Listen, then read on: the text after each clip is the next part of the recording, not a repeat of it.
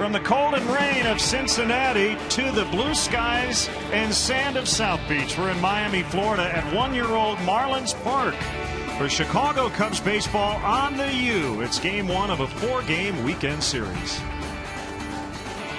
Hi again, everyone. Along with Jim DeShays, I'm Len Casper. Beautiful night. Roof will be open here tonight unless it rains. Two struggling teams. The Cubs 1-5 on this trip, and the Marlins are once again rebuilding. The Cubs trying to get healthy after a very difficult patch of their schedule, hoping for a soft landing here in South Beach. Why are the Marlins easier to beat this year than last? Well, look at all the names of the people who have moved on since opening day last year. A lot of firepower, some good arms. They're all gone. And the Marlins are really struggling, dead last in the major leagues in runs scored. Yeah, they have a new manager, Mike Redmond, replacing Ozzie Guillen. And the one guy in their lineup you don't want to beat you, although he has struggled to begin the year, Giancarlo Stanton. He's had a little bit of a shoulder problem, but there's been a power vacuum for Stanton. He's yet to go deep this year, hitting just 200. This is a guy that hit 30-plus home runs each of the last 2 years, had a slugging average above 600 last season. And you saw that note, Justin Ruggiano has half of their 6 home runs so far this year. So when we come back, we'll talk about the starting pitching matchup. Neither starter with a win to this point. Cubs baseball coming up.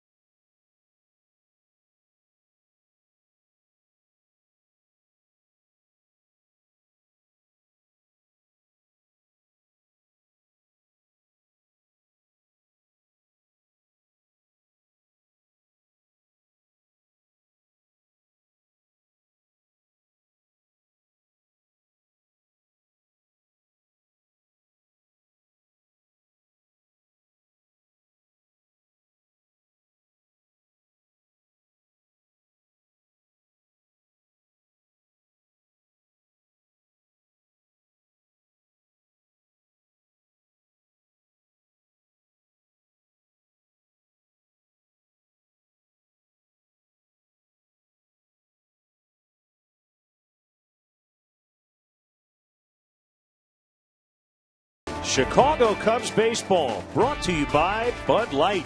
It's the sure sign of a good time. Here we go. Honda. Visit your local Honda dealer or go to shophonda.com for current offers. And by AT&T. Find out what's possible with products and services from AT&T. Rethink possible. Well, the Cubs starting pitchers, a collective 2.97 earned run average, second best in the big leagues. And even though they lost 2 of 3 in Cincinnati, the 3 starters were great. Yeah, starting pitching is certainly doing their share for the Cubs so far this year. Wins have been hard to come by, but these 3 guys in Cincinnati were outstanding. Travis Wood continues his great start, as does Carlos Villanueva. And yesterday, Jeff Samardzija, despite the injury, pitched very, very well. Cut his finger, battled through it, just 1 earned run. Great start by all 3 of those guys in Cincinnati. And it'll be Edwin Jackson tonight. He's still looking for his first win. He's got to get it going here. Yeah, and he struggled against the fish in his career, 1-6 with a 6.69 ERA. The good news is most of the fish that he struggled against are no longer fish. That's true. Kevin Slowey, the former Minnesota Twin, had a weird year last year, AAA, banged up, but he hasn't hasn't won in the big leagues in a while. Yeah, 0-8 in 2011. Not a big leaguer last year.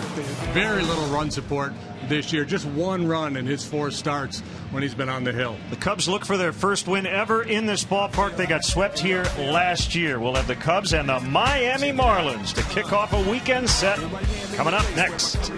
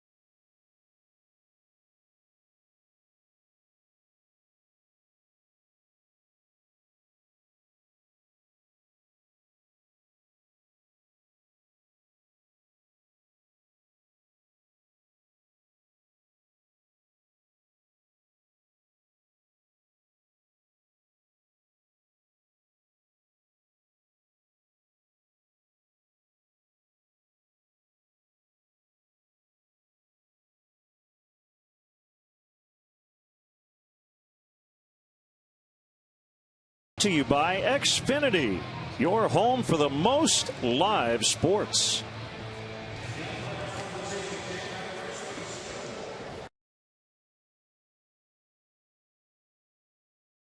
We will get tonight's umpires. Jeff Nelson will work home plate.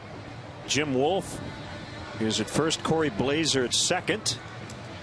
And the crew chief is Jim Joyce. He's at third. And the weather we like a lot better than the weather we had in Cincinnati. 74 degrees. It's pretty windy, but the roof is open. And yes, we were very due. Yeah, and when the wind blows in like this, it's a very difficult home run ballpark. Big yard here, Marlins Park. Very big in the power alleys, straightaway center, 418 feet. But that wind comes off the bay. Those panels are open out there. And really knocks down the home run numbers. So a good day to pitch, you would presume. Good day to play. Great day to play. Can't play today, you can't play. It's just perfect. These two offenses have struggled in the run scoring department. Boy, you look at the pitching matchups these 4 games. The first 2 nights, none of the starting pitchers have a win. Yeah, and I think in total the 8 starting pitchers for this 4-game set have 5 wins amongst them. And I would argue that for these first 2 games, when nobody has a win, there should be no relief pitching allowed. Just the starters have to start and finish the game. Some of these guys that are winless are going to pick up a W. So still waiting for the Marlins to take the field. They're scared. Yeah, what's up? They're scared. Come on, get a dog if you're scared. Get out there. Let's go. Time to play ball, fish. So here they come behind veteran right-hander Kevin Slowey. And let's look at the Cubs batting order, brought to you by Toyota. Let's go places. DeJesus, Castro, and Rizzo's from South Florida. A lot of family and friends in attendance here tonight. Soriano, the cleanup man. Sherholtz, Castillo will go 5 and 6. Valbuena's at third. Darwin Barney at second. And Edwin Jackson, the pitcher, hitting ninth. And for the Marlins, defensively, they shape up this way. That's Juan. Yes, I'm still playing Pierre in left field. Ruggiano's the center fielder. Giancarlo Stanton, he's made 4 errors already. He's out in right. Polanco, Malaika, Solana, Mahoney on the infield. Rob Brantley is the catcher for Kevin Slowey. Not a lot of household names out there for the Marlins. Slowey, boy, he's really pitched well. He's 0-2, but he's got a 1.90 ERA through 4 starts. Run support just has not been there for him. Finesse type pitcher. Very good command of his fastball. And pretty good run with the Twins a few years back. For his career, he's 39-31 with a 4.55 ERA. Pretty interesting. He's playing for Mike Redmond. At one point, he pitched to Mike Redmond, who was his catcher with the Minnesota Twins. Only made 8 starts at AAA last year. Was injured, had a rib injury. So he did not spend a day in the big leagues last year. And as we mentioned in our open, 0-8 in 2011. So he's in the midst of a long losing streak.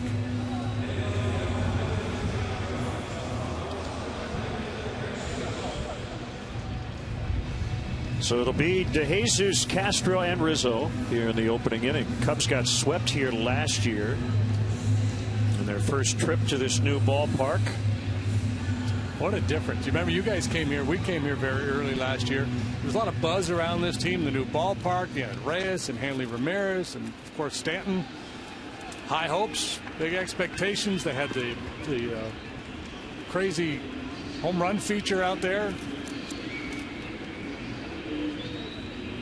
Well, that is still here, but many of those guys are not.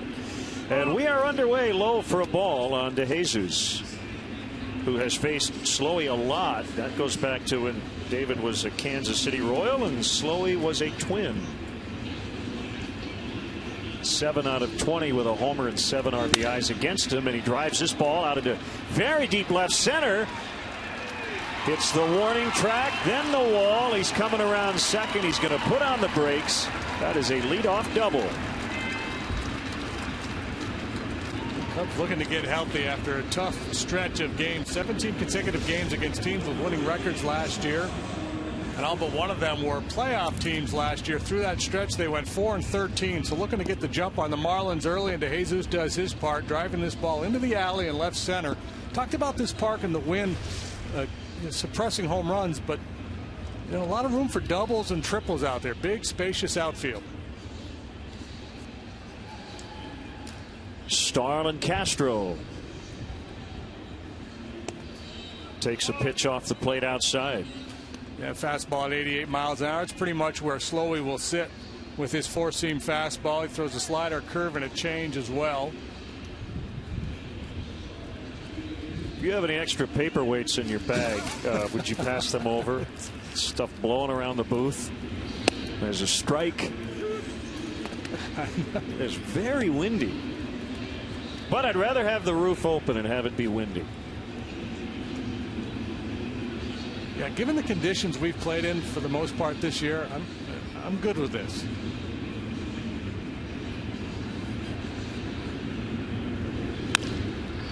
Up the middle and through, and DeJesus will come around third, and he will score easily. 2 batters in. It's 1-0 Cubs. RBI number 8 for Castro. Talk so much about cashing in leadoff doubles, whether it's a get him over approach and setting up the guy behind you. You'd rather have a guy drive him in, and that's exactly what Castro does here.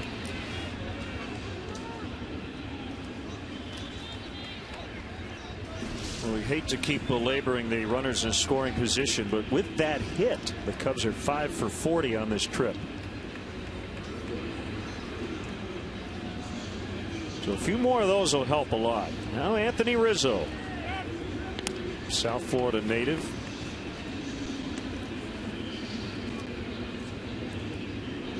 Born in Fort Lauderdale and grew up rooting for the Marlins. That's when they were the Florida Marlins. Changed their name to Miami when they moved into this new stadium. The pitch. It's a strike, and hopefully that at bat yesterday against Aroldis Chapman will get him out of his funk. The only hit in that series. Isn't that ironic? He had been hitless in the series, then Chapman's out there with his 99-mile-an-hour fastball. Lefties just do nothing against him. He hits a bullet off of him for a base hit. Waited back and was late. And I think that's a great example of that swing right there. I think the fact that he knew he was going to get fastballs from Chapman was the difference maker. Right now he's struggling with off-speed stuff, slow breaking stuff, and changeups. Been out in front a lot. inside that time. Slowey's probably going to, his game plan with Rizzo will be mostly to show him fastballs in or off the plate, try to get him to swing at the off-speed stuff. He had great strikeout to walk numbers while with the Twins. Not that he was a big strikeout guy, but he hardly walked anybody.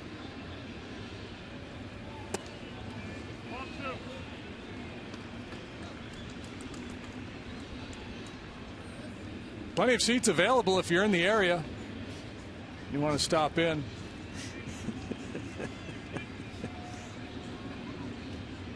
Jump in your private jet, zoom on down. And we'll save a spot for you. No, in all seriousness, this would be a great destination for Cub fans wanting to come and see the club, right? Great, plenty of good seats. The weather's nice. Marlins fans are not happy about the sell-off. A huge trade they made with the Blue Jays. Got rid of a lot of their established stars. 2-2 called strike 3 to get Rizzo, and that's the first out. Yeah, the Marlins breaking from tradition because they usually don't do the big sell-off until after they've won a World Series. They've done that twice. This time they kind of went for it. It didn't pan out, and then they dumped all those guys. But the difference maker here, and that's a good fastball by Slowey on the inside corner, is that they built this brand new shrine to baseball with a lot of public money. Yeah. Well, we can get into it. We've got 4 days to do it in terms of what's going on here. As Soriano digs in, back in the lineup after being out of the starting lineup for the first time this year. He did pinch hit late, and a key at bat struck out. And he takes ball 1 off the plate inside. You got to separate the baseball side of things from the history of this franchise that you alluded to. And I think what happened over the winter, even if you could make a case baseball wise that the guys they got back in return made sense in terms of their future,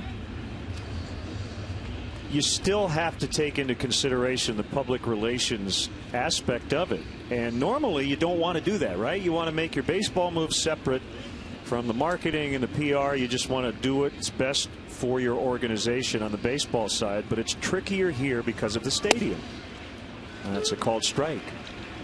Right, because and that's the deal with so many of the new ballparks, is publicly financed ballparks, and the pitch to the taxpayers is, with this new ballpark, we're going to have all these additional revenues. We're going to be able to keep our guys, and not only keep guys, but sign new guys.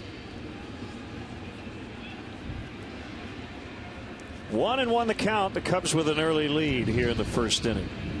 The pitch on the way inside. Well, if you're Kevin Slowey, are you thinking, well, I've given up 1.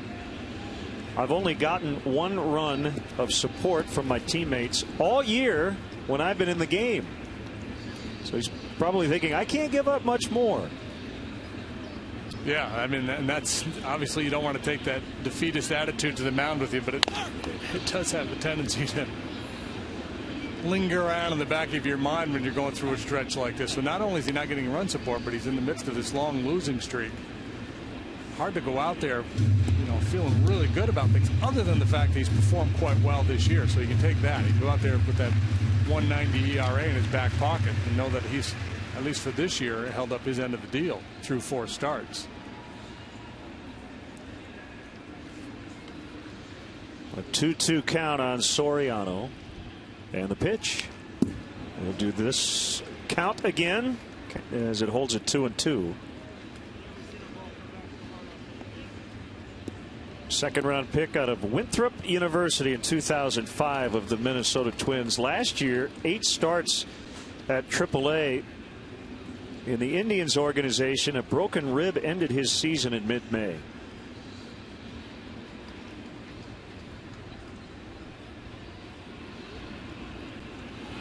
And just drilled Soriano. I hope he's all right. That sounded painful.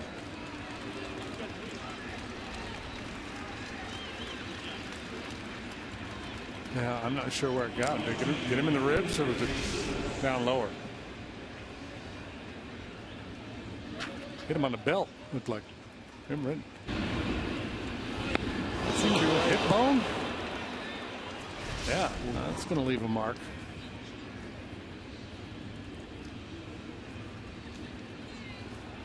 So 2 on for Sherholtz, the right fielder.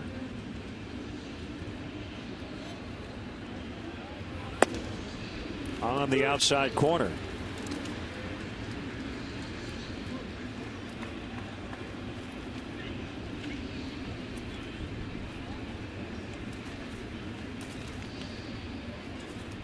A double by DeJesus, an RBI single from Castro. Rizzo struck out, and Soriano with a long at bat that ended up the hit by pitch.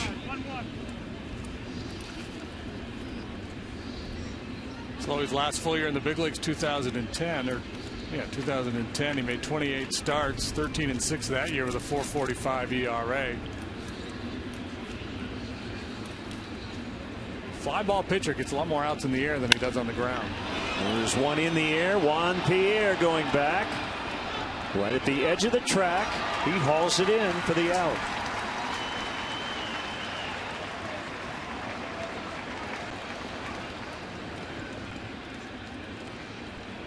That's a kind of ball, if you can get an early enough read on it, Castro could have gone back and tagged, because Pierre doesn't throw well at all. And both runners could have moved up. It's a tough read sometimes. You're not sure if the outfielder is going to settle under that ball or not. It's pretty well struck. But even if it's not caught, Castro is going to score. You know, even if he's standing on the bag, he's likely to score if that ball's not caught out there.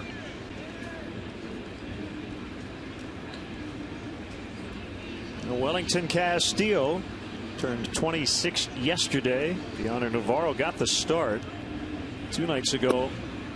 Wellington went 0 for 4 with 4 strikeouts in Cincy.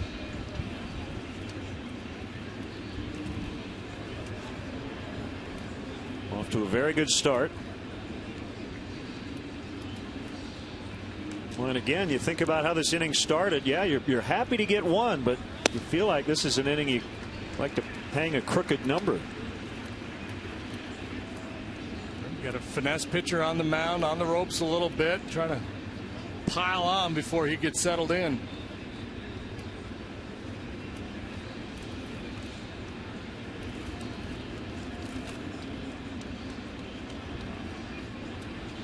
Kick and the pitch. It's hit foul off to the right.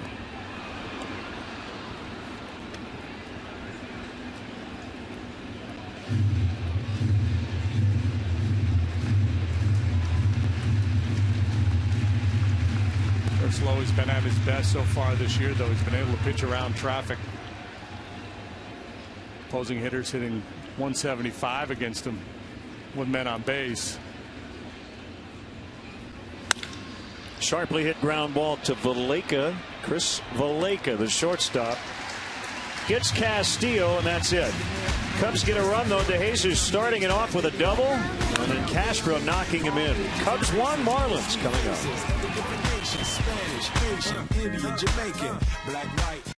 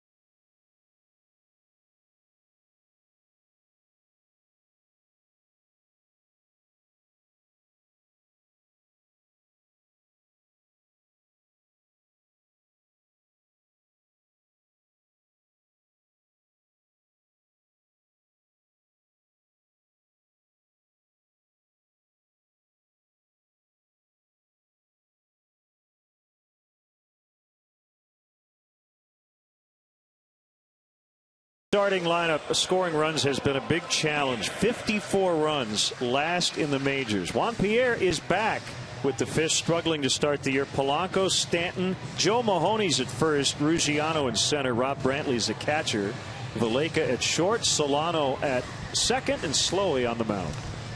Cubs defensively is brought to you by Toyota. Let's go places. Let's go around the horn. Let's take a look at the outfield first. Soriano de Jesus, Shearholz left to right. Valbuena, Castro, Barney, and Rizzo on the infield. Wellington Castillo is behind the plate for Edwin Jackson. He's looking for his first win this year. He's 0-3. Despite some pretty good starts, 4.84 ERA overall. The club is 0-4 in those 4 games.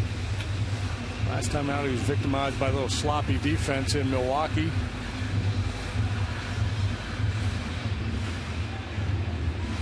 Well, we got a 2-part sign. It's going to be a challenge. They don't hold them up. Get coordinated.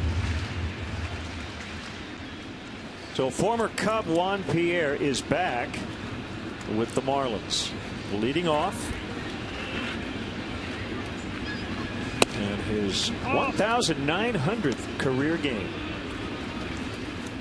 I don't know if you spent much time around Pierre, but I think, JD, he has been, over the last 10 years, the hardest working guy in baseball. Has probably spent more time at the ballpark than anybody in the big leagues. Yeah, that's what I've heard. I mean, a real grinder. Strong work ethic.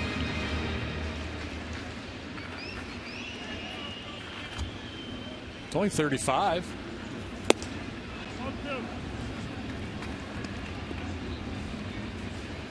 Well, he's piled up some big hit seasons. 4 200-hit campaigns. He's led his league in hits twice, stolen bases 3 times, singles 6 times, and he'll also make a lot of outs as Castro will get him.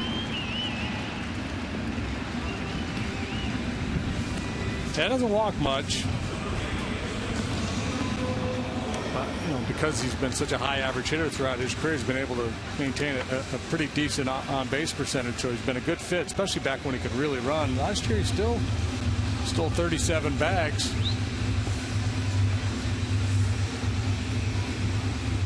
Placido Polanco. Talk about contact guys. The best in the business at the top of the Marlins order. Juan Pierre, the active leader in plate appearances per strikeout, and right behind him is Polanco, takes strike 1.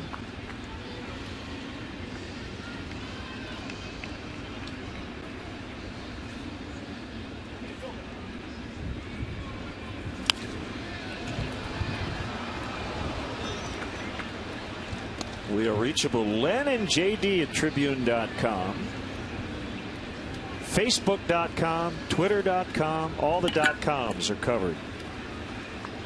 My partner is petitioning for JD and Len. I don't know if that domain name has been taken. Look at 2 separate accounts. And the 0-2 just missed.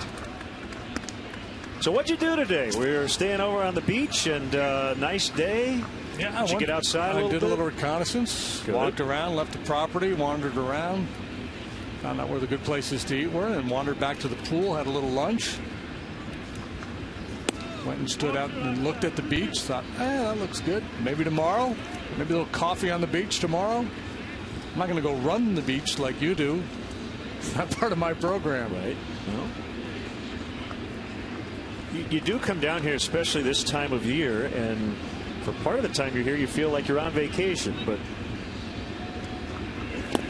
for the Cubs, it's about getting back on track and winning some of these close games. Well, they have this 4 games. So there we are. You'll probably see Len's footprints in the sand. About 20 miles out there today.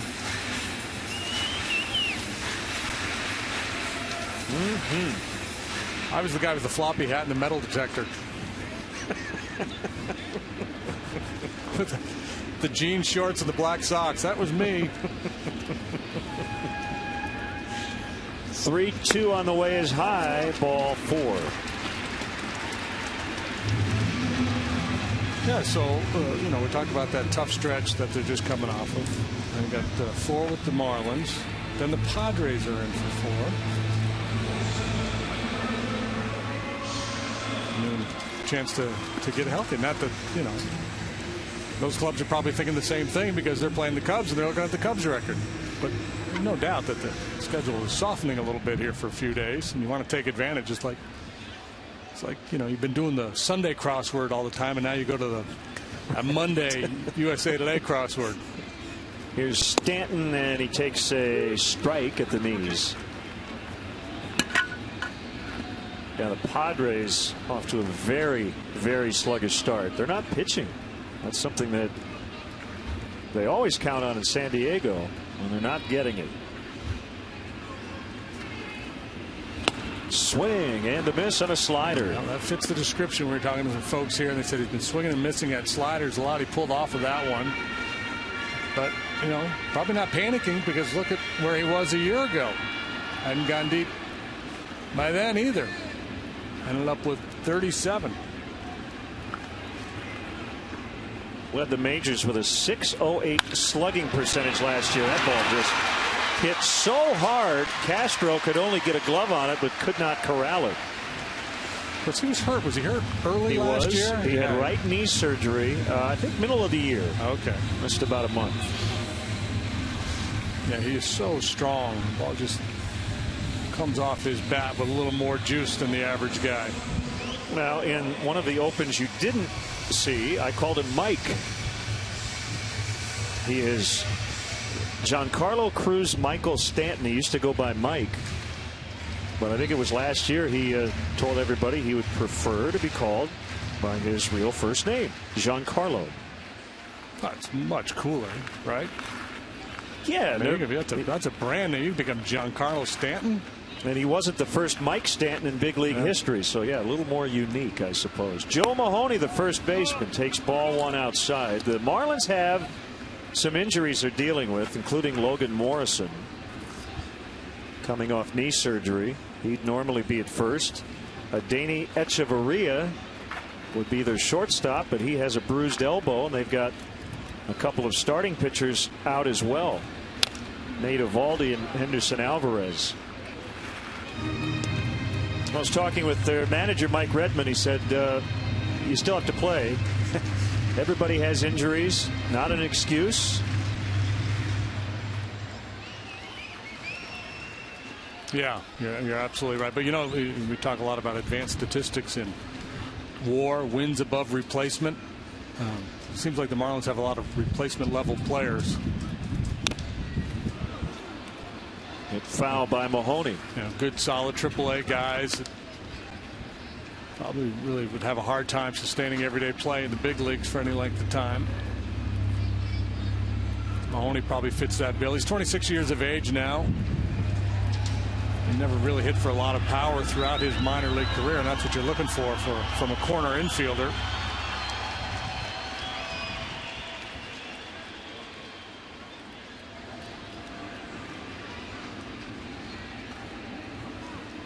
Jackson with a 1-2 offering, and it's hit foul, third base side. Joe Mahoney was born in Albany, New York. Went to the University of Richmond. Former Baltimore Oriole. Spiders.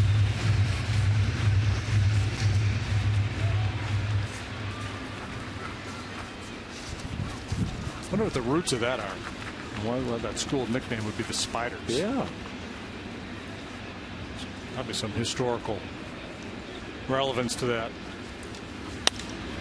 That one just served into left for a base hit. Joe Espada, the third base coach, is going to stop Polanco. And they're loaded up for their #1 home run guy here early on, Justin Ruggiano. Big inning has been a problem for Edwin Jackson so far this year, and he's faced with an early crisis. Bases loaded, just one out. Ruggiano's hit 3 of the Marlins' 6 home runs on the year. It's a good fastball hitter, and as you look at this swing of the bat by Mahoney, that's a good approach on a fastball off the plate away, just to poke it into left. I think with 2 outs, Espada likely takes a shot and sends Polanco with 1. He's willing to hold him up and not take the chance.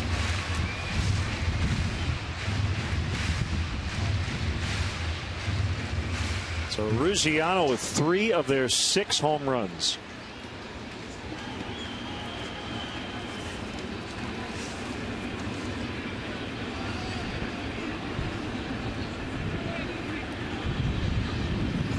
Swing and a miss on a slider.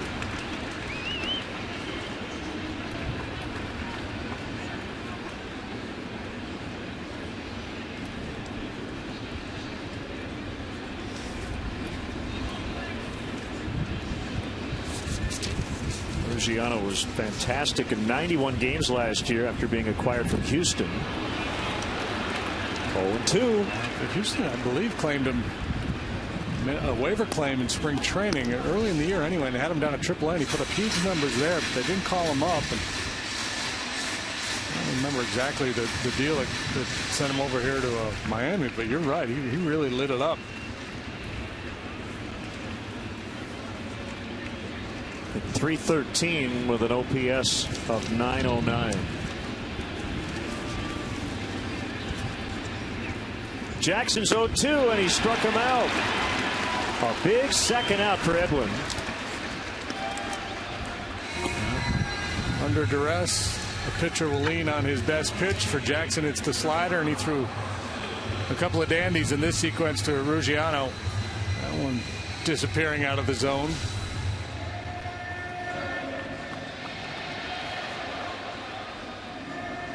So it brings up the catcher, Rob Brantley.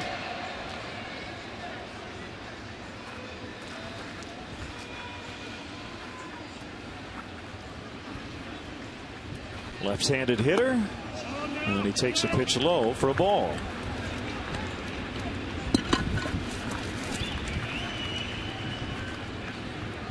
He came over from Detroit last year.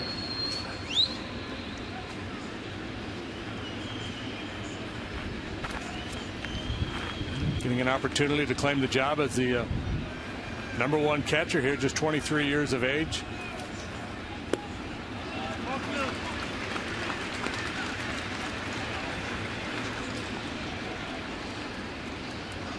Pretty good with traffic, and these are the at-bats that really tell the story of your game sometimes as a pitcher. You know, even in your best games, you usually have one, maybe two instances where you're dealing with a couple guys on base. Ooh, that one almost got all the way back. So 3-0 with the bases loaded. Every now and then you'll have one of those dominant outings where you just go 3 up, 3 down for most of the night. But for the most part, you get 1 or 2 crisis points in the game. Tough hitter, base runners on, got to make a pitch. He's got to make a couple of pitches because Brantley, in all likelihood, will be definitely taking here. And we're tied.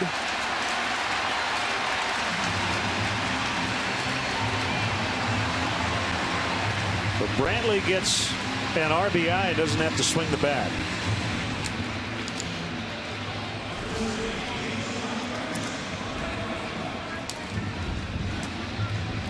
He's trying to guide that fastball into the strike zone, and sometimes when you do that, you just kind of lose command. Go ahead and throw it. Don't aim it.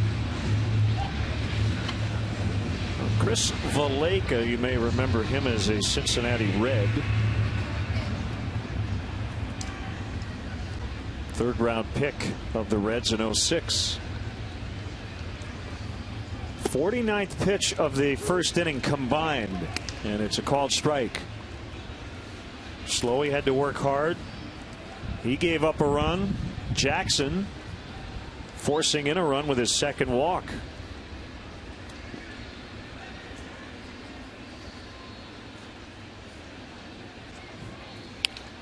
We had the numbers, and you, I thought, tagged it very well. As bad as Edwin Jackson has been against the Marlins, and last year with the Nationals, he lost all 3 starts. It's not the same team. Yeah.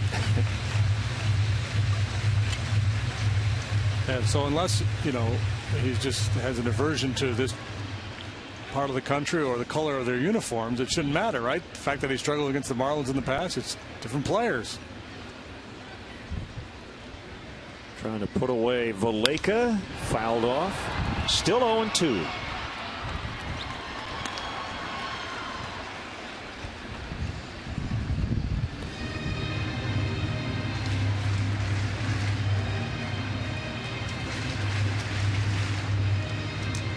Solano on deck.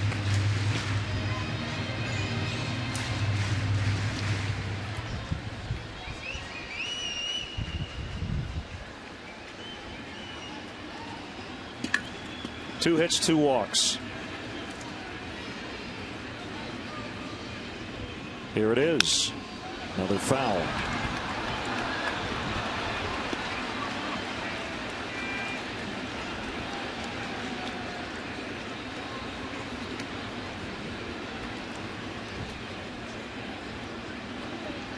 And he throws his changeup some to left-handed hitters, but primarily he's a fastball slider guy, and certainly to right-handed hitters. I think he would be well served if he could come up. I mean, there's a softer breaking ball, something with a little different look to it might serve him well.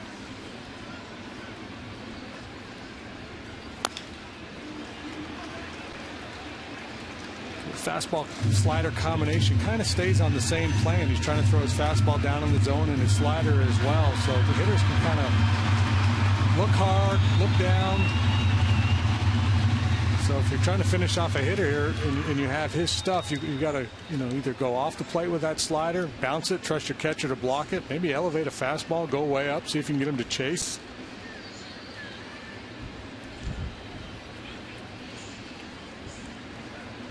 Take Edwin's stuff, and then Chris Bosio, his pitching coach, his kind of pitchability when he was an active player, and you'd be all set. Good knockdown by Castillo. Jackson up over 30 pitches.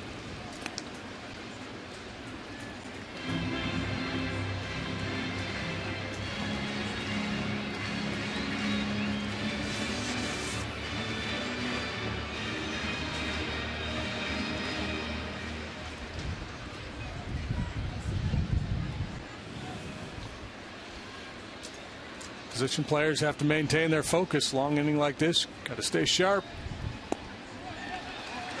That's low. It's 2-2.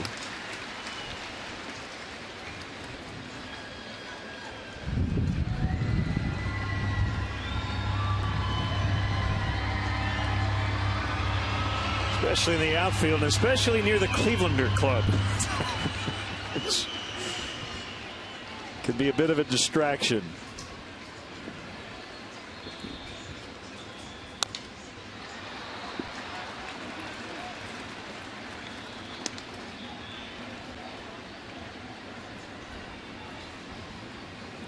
This is the inning that will not end for Edwin Jackson.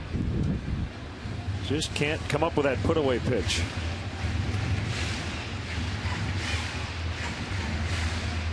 Yeah, and that's why I was thinking maybe elevate a fastball. Of course, you prefer to get it done here, not go full. I'll be moving on a full count pitch if you get to there. And we've gotten there. He has run out of bad ones now. And to me, that's a pretty good example of what I was talking about. The ability to lay out. This is a swing and miss slider here. That's not a bad pitch, but because so many of his pitches have kind of looked the same, easier to lay off. Everybody will be on the move with 2 outs and a 3-2 count.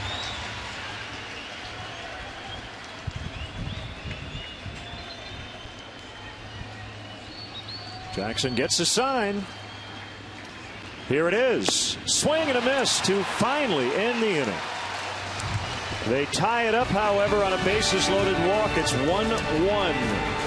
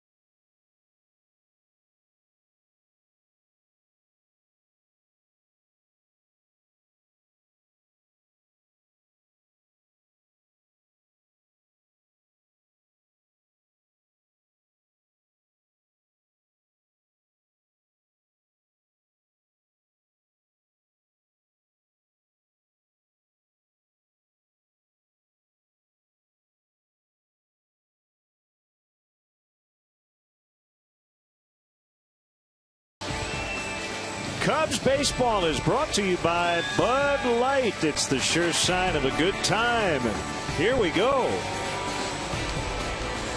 So WGN Sports crew and their ride from the team hotel to Marlins Park. Looks like they might be going too fast for the conditions. Speed not reasonable and prudent. They really framed downtown Miami well with those windows open. I'm not so sure about the home run sculpture. What was your line last year? B. Arthur happened. That's pretty good. When the home run, the Dolphins swim, and then B. Arthur pops up. 1-1 as Luis Valbuena takes a strike.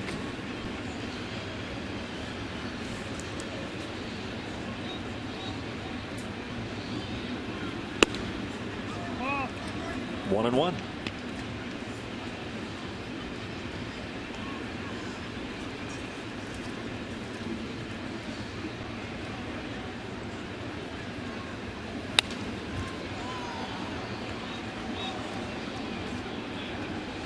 Slowly will throw some two-seamers, but primarily it's four-seam fastball. This thing's got a little riding action. Why he gets all those outs in the air.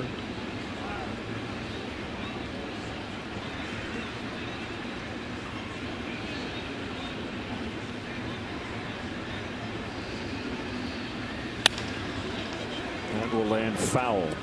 Nice play. Pretty slick down there. He made a couple plays. He's very cool too. Very nonchalant. Nothing to it. He can play a little bit. He didn't even get off his stool.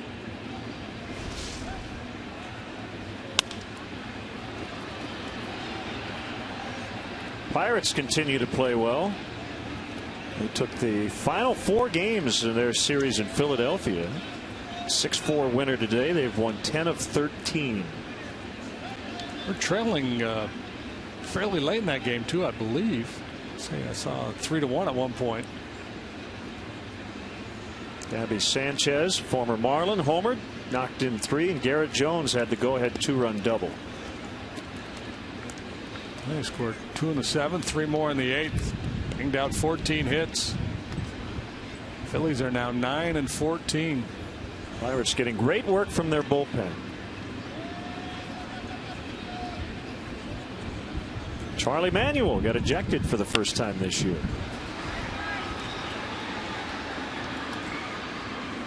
His average is about 4 a year. 4 for Charlie? Yeah. 51 in his 12-year career. That's not bad, is it? 4 a year? Yeah, it's not Bobby Cox. Well, Bobby was like at what, 130, 140? But managed a lot longer. Yeah, so that's true. Popped into right. And it's the second baseman, Solano, for the out. Cubs fan, if you want to manage the game along with Dale Swaim, log on to WGNTV.com right now and click on the WGN Sports Game Zone banner to connect to all the up-to-the-minute stats and information while you're watching at home. Game Zone is sponsored by The Great Escape. Pools, patio sets, play sets, hot tubs, even more. Darwin Barney, the second baseman. Cubs with 1 win on this trip. He had the game-winning homer. Slowey off the mound quickly and able to make the play. And weird reaction by the Marlins pitcher. He's hurt. Grimace. Yeah. He reacted funny.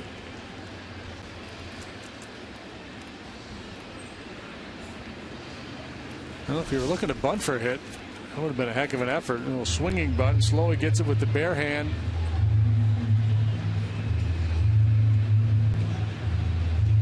Nobody coming out of the Marlin dugout, so they're not overly concerned.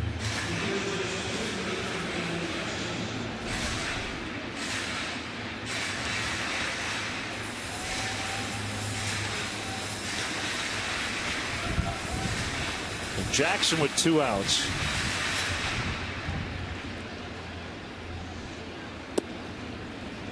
Fastball strike.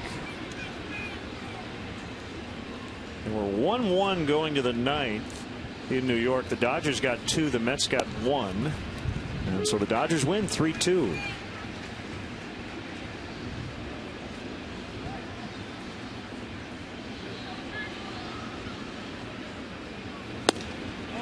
Ooh, man. Pounding the bottom of the strike zone with that fastball.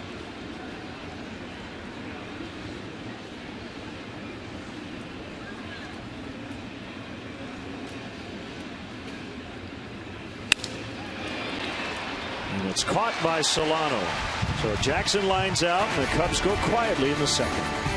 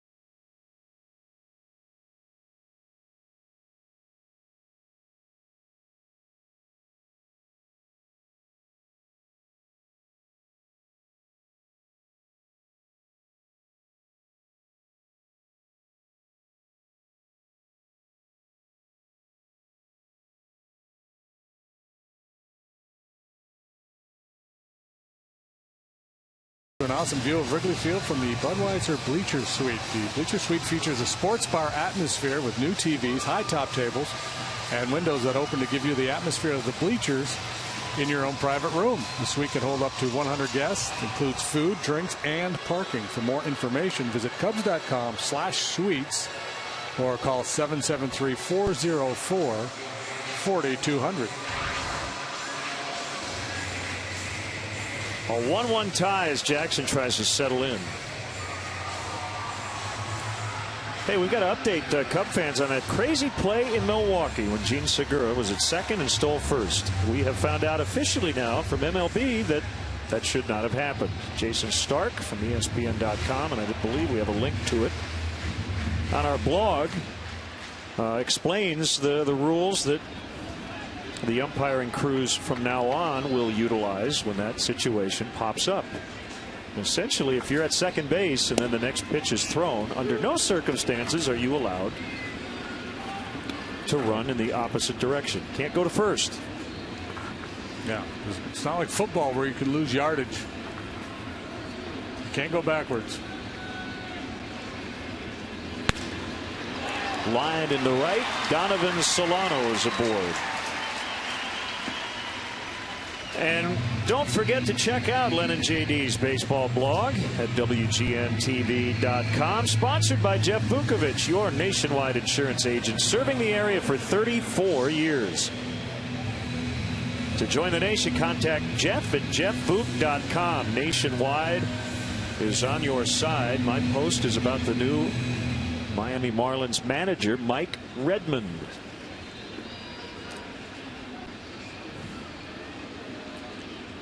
Mike Redmond had a very good major league career. There's a bunt by Slowey. Rizzo will tag him. Redmond was essentially a backup his entire career, but his managers would always match him up against left-handers. And it didn't matter if it was a future Hall of Fame left-hander. Look at the career numbers for Redmond and a lot of plate appearances against all those guys. Yeah, at least 22 plate appearances against each and every one of those fellows listed there, and that's pretty good rotation. Sabathia, Leiter, Glavine, Burley, and Hampton, and Redmond just wore them out. He would just flick balls into right. That was the red zone. Runner at second, one out, and Pierre, his former teammate, takes a strike. Mike talked to Jim Leland over the winter after he was hired here in Miami, and Leland told him, go with your gut, be yourself. That's going to give the Marlins the lead as Juan Pierre singles into center, and DeJesus will get it back into Darwin Barney.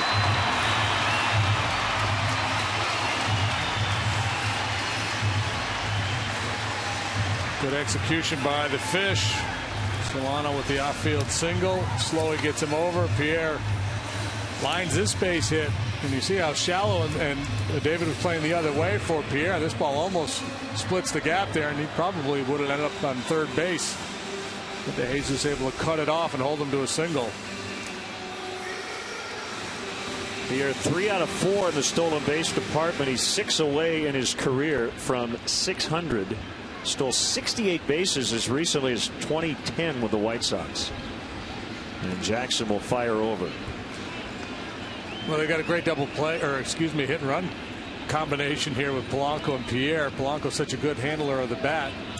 You might not want to play hit and run if you feel like Pierre can just straight steal the base. I have a feeling now he's going to hit into a double play. Yeah, you misspoke. That was in my head. It was right.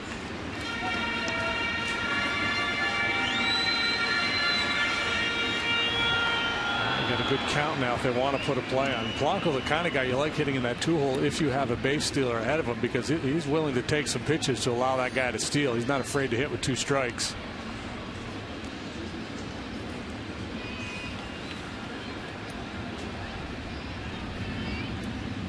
Pierre runs, got a great jump. Castillo doesn't throw. I mean, Pierre studies pitchers, knows their tendencies, and I think probably gets the biggest lead of any base stealer around. He just knows how to do it. Well, you know, they talked about his age and the fact he's been around a long time, 35 years of age, and usually when you get around that age, the legs start to go a little bit. And, you know, speed tends to decline faster than power in this game, and Pierre's game is all predicated on his speed. Obviously, he could still run. And now it's 2-0 on Polanco.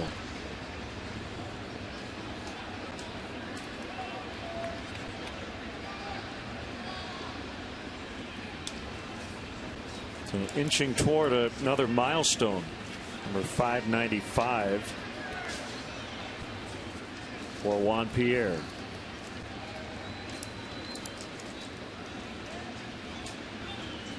He would be the 18th player ever to get to 600. He just passed Dummy Hoy for 18th on the all-time stolen base list. Are we assuming Dummy was a nickname? Yeah, he was deaf. I mean, that's back in the day where political correctness wasn't, you know, so the guy couldn't hear if he was dummy. That probably wouldn't play real good now. No. And Pierre just stole third as Polanco had to tumble out of the way on ball 4.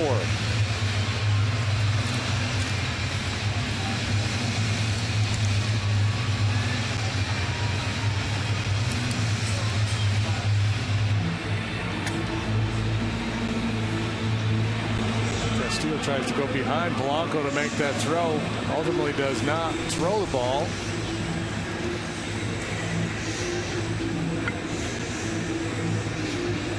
That's interesting. I don't know that I've ever seen a play where a catcher tries to throw to third and hits the batter who's backing up, whether that would be interference or not. You know, you see it on a swing when the throw is going to second and the batter crosses home plate, you'll see that interference call.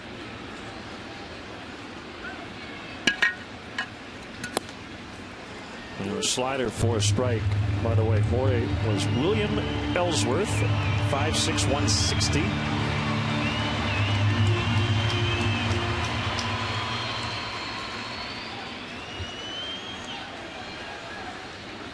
Looked to, he was almost 100. He was born in 1862, died in 1961. Another block by Castillo. He's been busy tonight.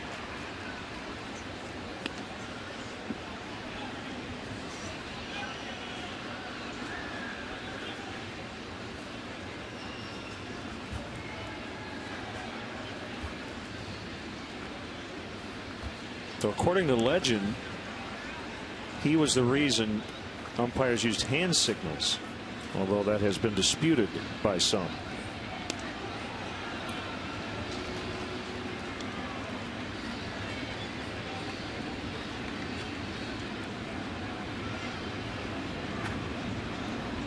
I'll give Milo a call. He probably saw him play.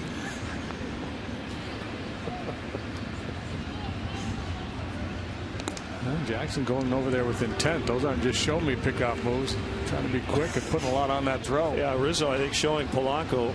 That kind of hurt.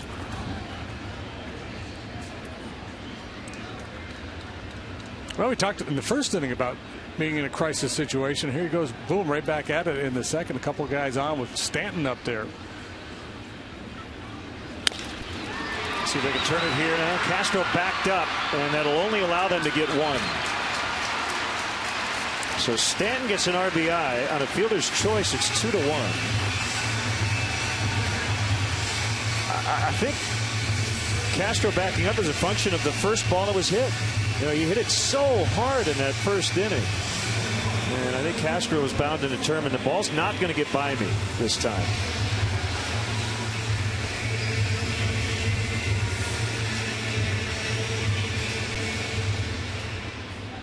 Yeah, I don't know if there was a better way he could have played that. I don't think so. Just had to go too far away from second base. So Mahoney will bat. He's 1 for 1. And the pitch is a strike.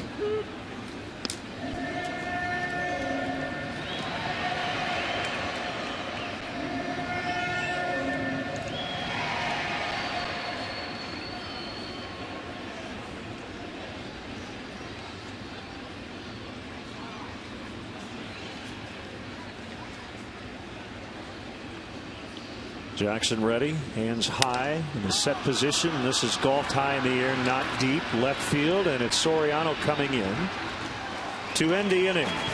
Couple of hits, a walk, and the second run for the Marlins. They lead this one now.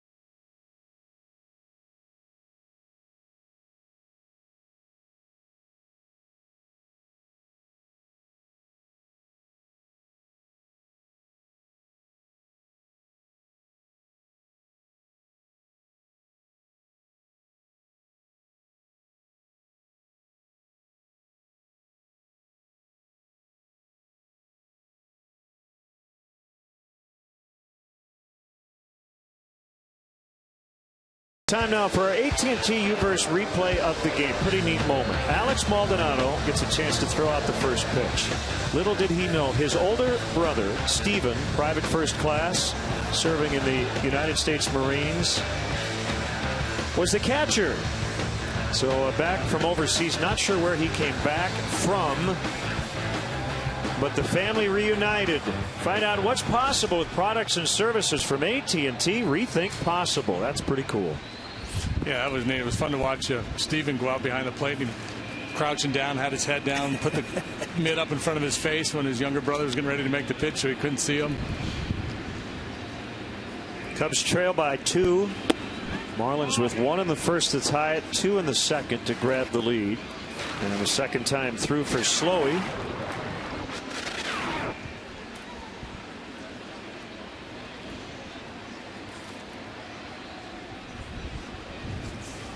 Slowey facing the Cubs for the second time in his career.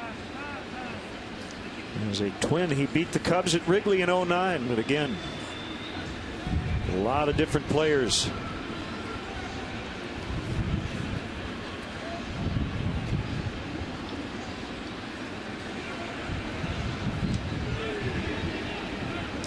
A long time there to make up their mind.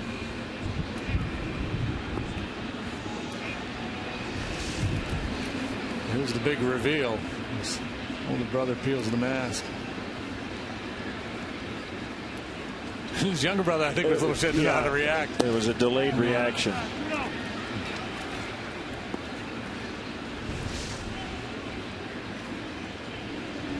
Cool stuff.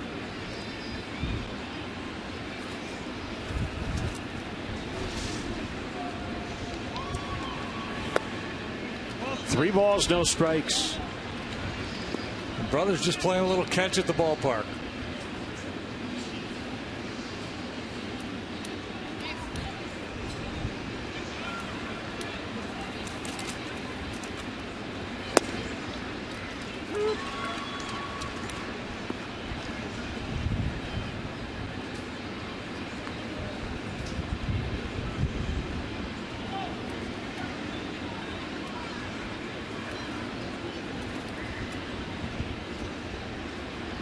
There it is. 3-2.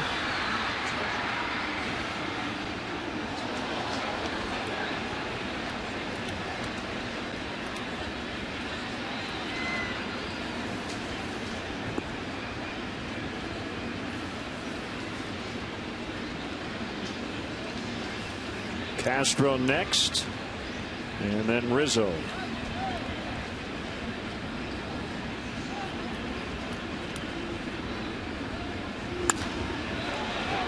Hit hard but foul. 8th annual Cubs Charities Race to Wrigley 5K run presented by Athletico. It's coming up Saturday, May 11th. Starting at Wrigley, participants will run around the neighborhood and finish under the legendary marquee. This year, runners who raise $1,000 are able to run a post-race victory lap around the warning track. If you raise $500 or more, you can enjoy brunch inside the ballpark. Following the race, go to racetowrigley.com. Mahoney to Slowey, and DeJesus is retired. Another good lengthy at bat by DeJesus. Put a couple good swings on Slowey, yanked that fastball foul, and then Slowey came back and made a good pitch with the changeup and got him to roll over.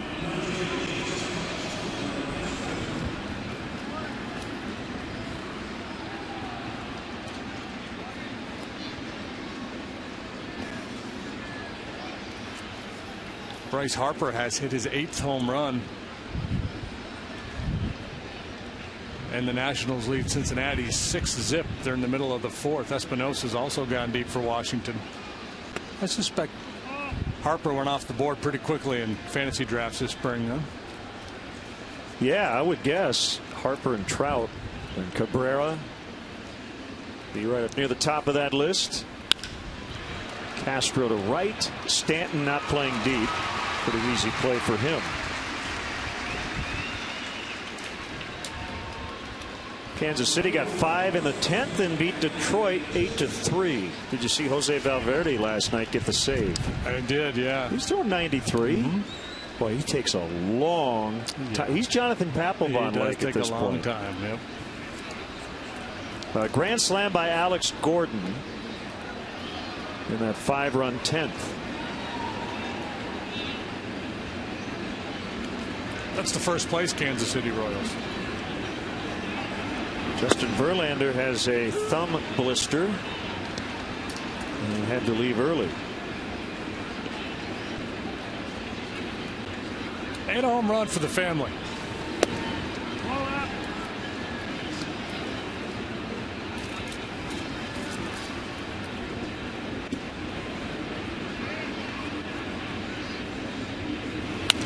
Rizzo fouls. I'm staying away from him.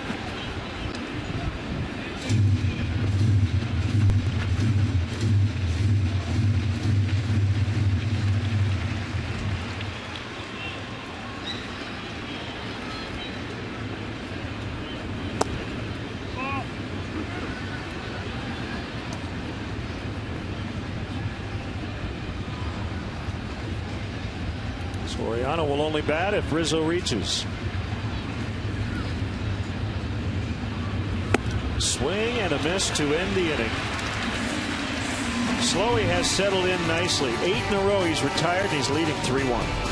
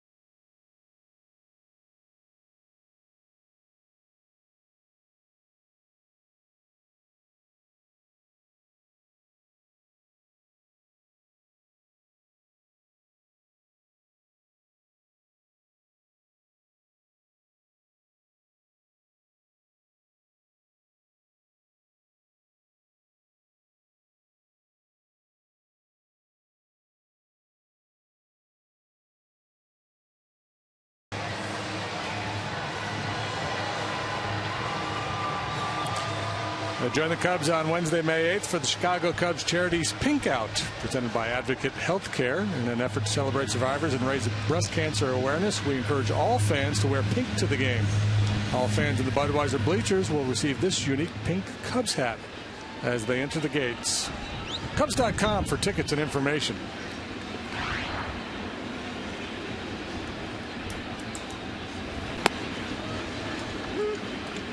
Slow breaking ball for a strike.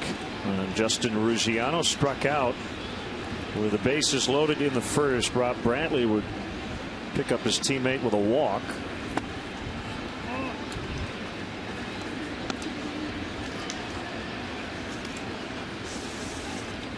Godwin's had to work awfully hard these first couple of innings. He could really use a quick 1-2-3 frame here.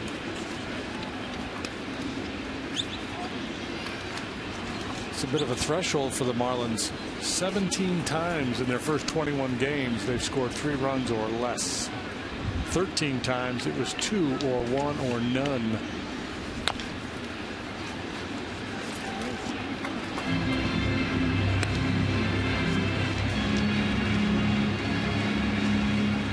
Mike Redmond. I mentioned on the blog the legend of him taking batting practice without any clothes on in a tunnel cage, not like on the field. Those stories are true. He was the guy to keep everybody loose.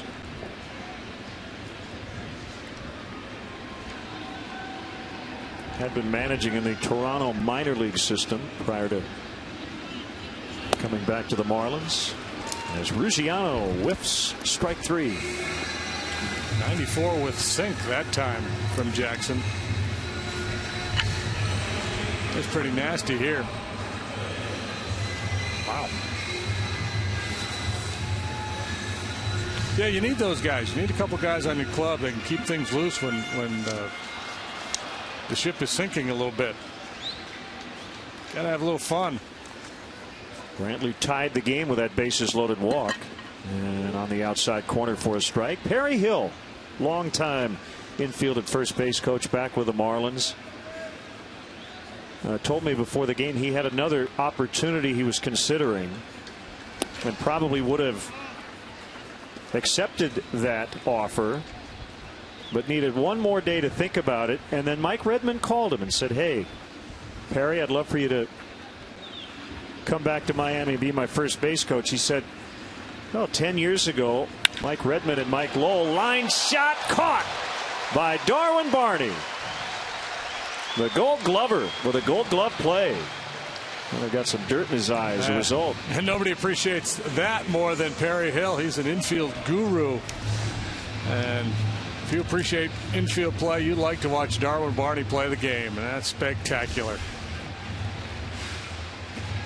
I'm pretty sure the error he made last year early was the last error he made before he tied Placido Polanco's errorless streak. He was not happy about that miscue and then decided to go 141 games without one. 2 outs. It's Valleca. So yeah, so Perry Hill said 10 years ago, Mike Lowell and Mike Redmond, they were talking with him one day and said, "Hey Perry, if either of us ever becomes a manager, would you be our infield and first base coach?" He said, "Yeah, but I'll be 60 by then." They said, "That's okay."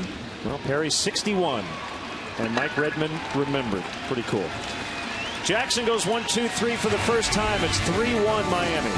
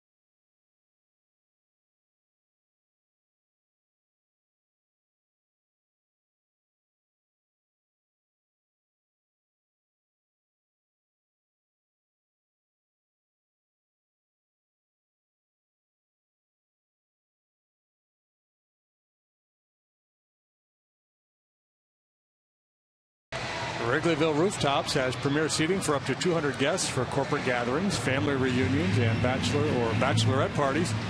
Individual and group tickets are available for all games. For more details, go to www.wrigleyvillerooftops.com or call 773-248-ROOF. Cubs trail 3-1. Soriano pops down the right field line and out of play. So do you miss the old place? Joe Robbie / Land Shark, Sun Life, Pro Players Stadium? Not in the least. I don't either. And you called it home for a while. Yeah, the lack of a roof was a real problem once we got past June 1st, because it will rain somewhere in South Florida every day.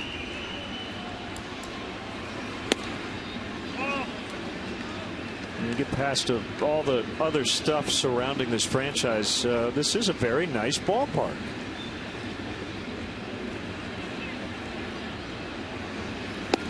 If you like a lot of bright colors, they've got that vibrant green on the walls. That was the problem when we saw it last year for the first time. That was really the only part. I could even deal with the crazy home run feature, but that bright green I wasn't a big fan of. But I get it. It fits Miami. I like the one color I really like in their new uniforms is that ocean blue. Yeah, I like the really fits. Yeah.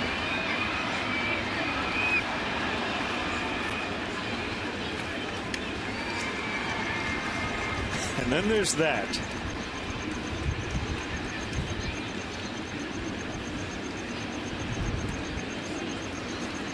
It took a while last year too before somebody launched a home run for them. Yeah, I think it was about 4 months.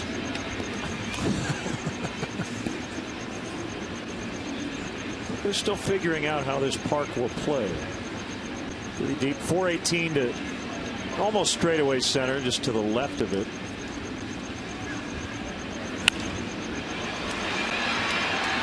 And again, roof open, closed, panels open, closed.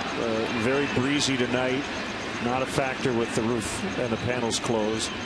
And they really don't let temperature dictate. It's just if there's rain coming, then they'll close the roof. But on hot days, they'll roll it back and want to play outdoor baseball. Short right, and Solano waves off Stanton.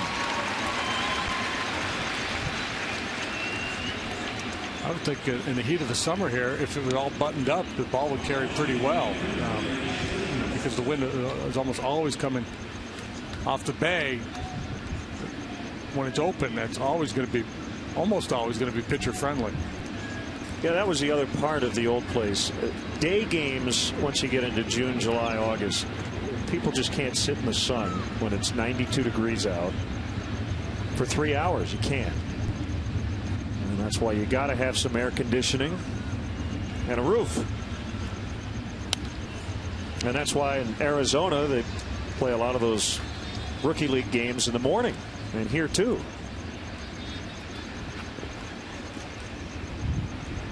Yeah, I spent a year in the Yankee organization back in 1983 playing in Fort Lauderdale. That was miserable.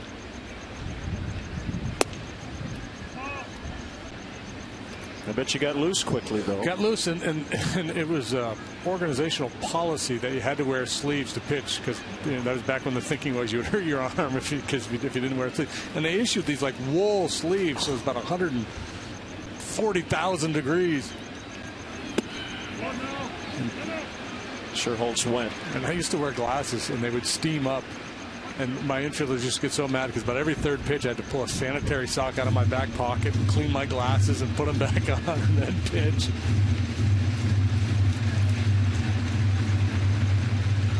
And that was the Miami Marlins were in that league. That's Florida right. State League was a long-time minor league franchise here.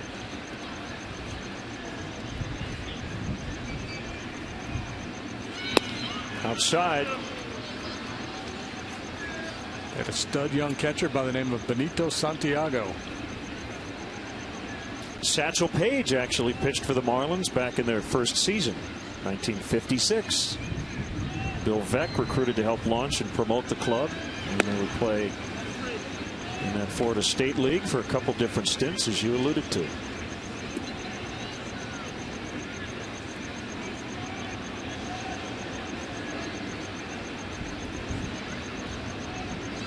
Full count on Sherholtz. Here it is from Slowey. Just got a piece of it.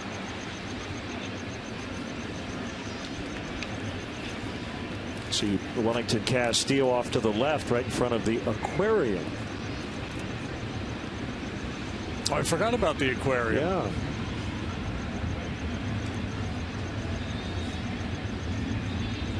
Now those fish were acquired in December from Toronto. As that is off the wall for Sherholtz, and he'll have a double.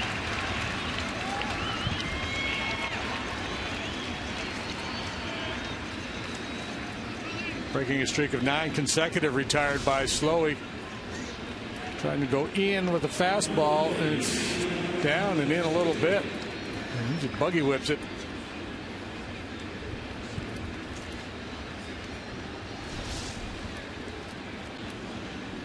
Yeah, so those are newly acquired fish down there that came over in the Blue Jay deal. Yeah. They have to clear customs. I don't think you can import fish from Canada. I don't know. You need some kind of a special. Probably need some fresh water from the Great Lakes.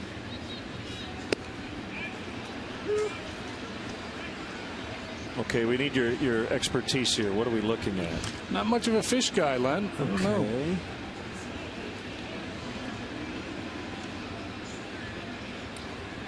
Snapper. Hopefully no piranha or anything. That's a base hit in the left. Sherholtz will score. Castillo on his way to second with an RBI double. 3-2. They're within one. Gotta love those doubles. Both those balls really scorched. First by Sherholtz and now Castillo. Wellington, who for a while had his average up over 400, came into this game hitting 328. Still third best average among major league catchers. He stings this one. Pierre thought he had a chance to cut that ball off, and then by the time he realized that wasn't going to happen, it was too late.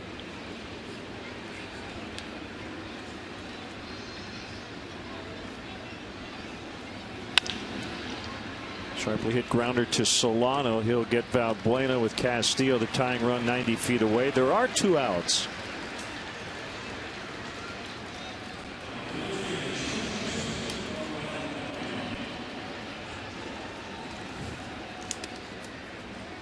Okay, study and then email, Facebook us, or tweet us. That one right there, I think I recognize that one from Nemo. I think it was in that Finding Nemo movie.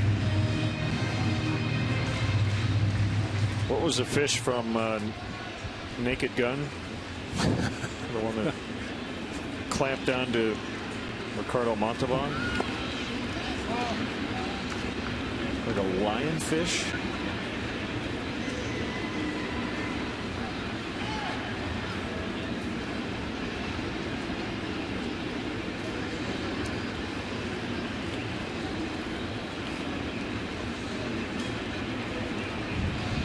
There's such a thing as a lionfish? Mm-hmm.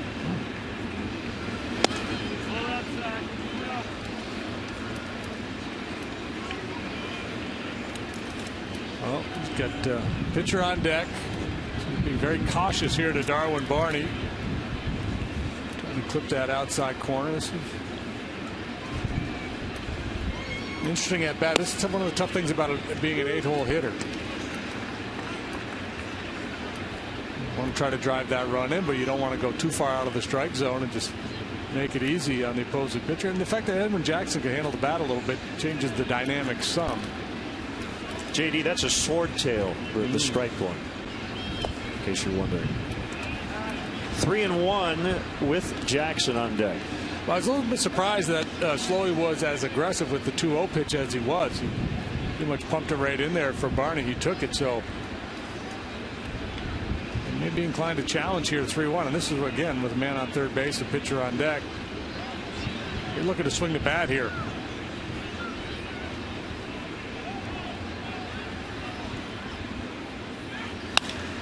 Fly ball to center, well hit, back on it, Ruggiano. He's got it on the warning track. Darwin Barney just looks up, says, oh, hit it to the deepest part of the park, 400 feet for an out. They do get one, however.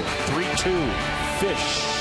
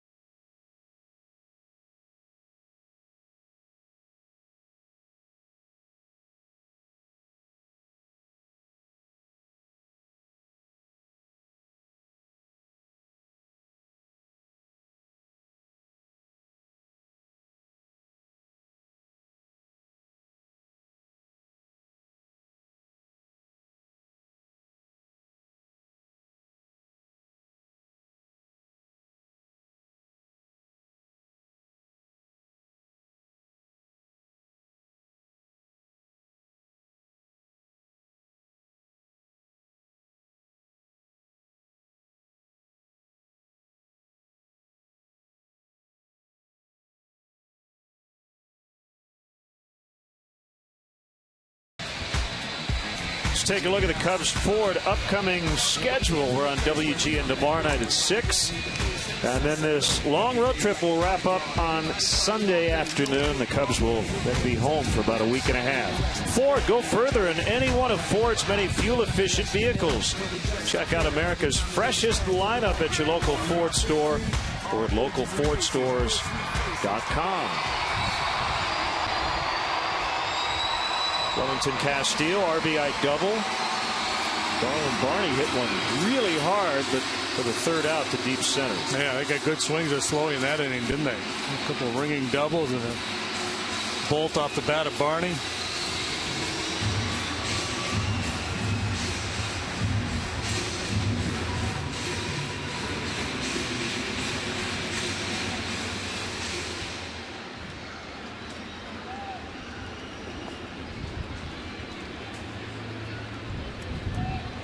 Donovan Solano.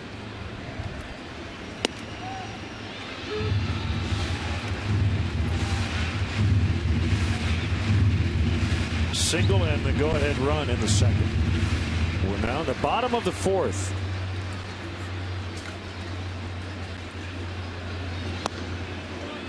Missed low.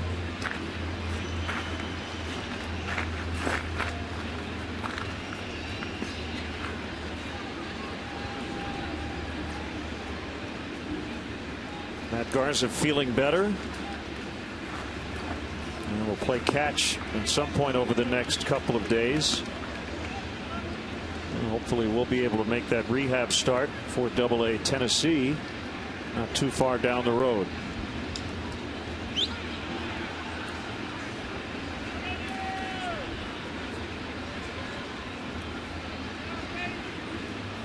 The 2-1 pitch. Foul tip 2-2. It's tough when you're hurt and the club's playing. It's one thing in spring training, but once the regular season starts and you're out of action, you're anxious to get back, and you watch the calendar go by and the games come off and you're still not a part of it. You want to rush, you want to be in a hurry, but you have to realize there's a whole lot of baseball yet to be played. The rotation, believe it or not, has been a huge strength, even with Garza and Baker not a part of it.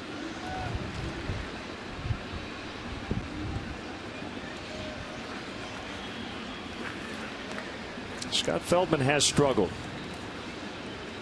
Villanueva, Wood, Samardzija, all been really good. Castro gets Solano. Feldman will face left-hander Wade LeBlanc tomorrow night.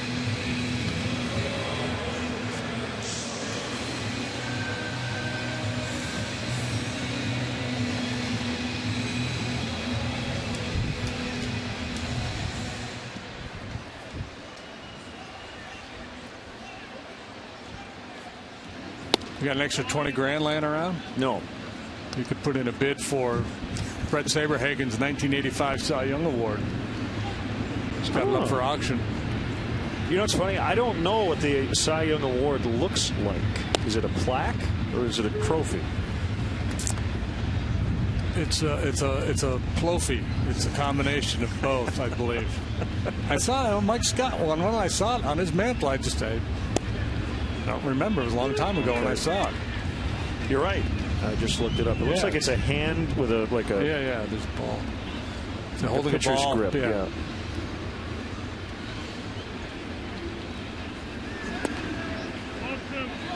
It's also auctioning off his 1985 World Series MVP trophy.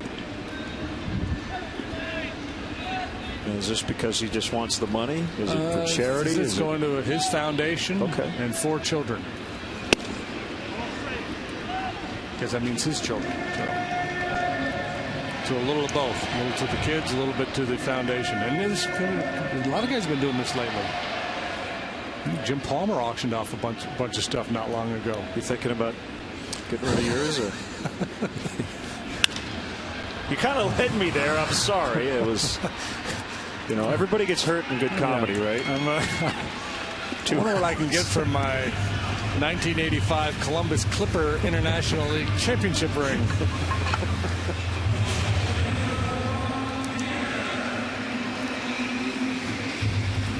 7 straight sent down by Jackson, and it's Juan Pierre for the 3rd time.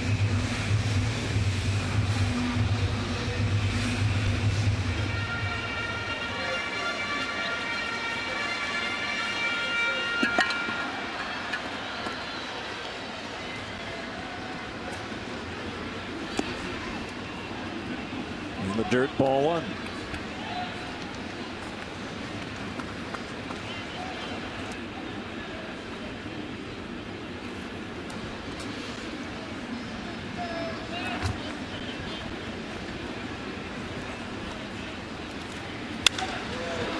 That's what you want Juan Pierre to do if you're Edwin Jackson. Hit the ball in the air.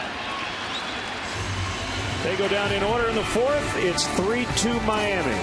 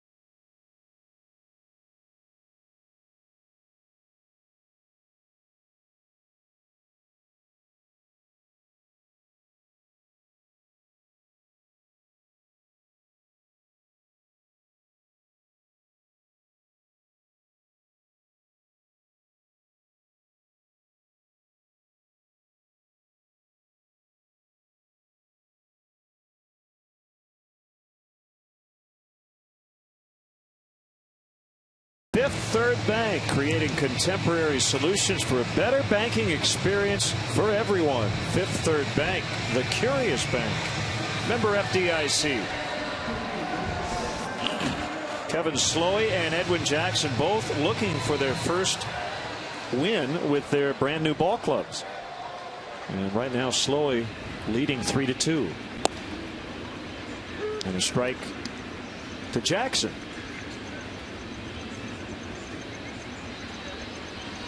Happy birthday wishes go out to Terry Stark. Hope it's a good one, Terry. Wife of Gary Stark. One of the Cubs clubhouse crew. Does a great job.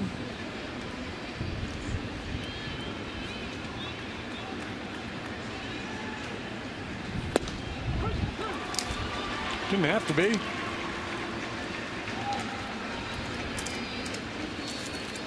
One away. Third strikeout for Slowey.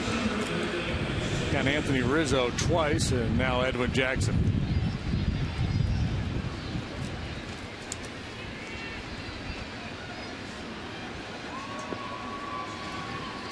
And we apologize if you can hear some wind whipping through our microphones throughout the ballpark. It's just really windy today.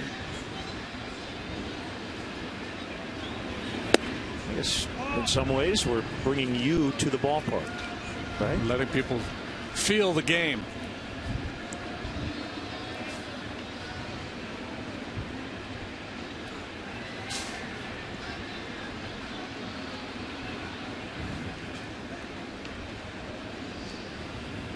One-0 pitch called strike on a breaker.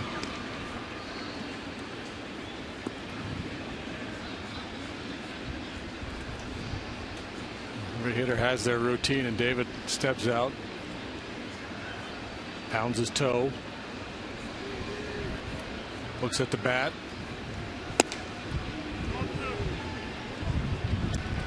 Seemed like that would hurt. He's putting up another, you know, it's every at bat for this guy. He's 3-2.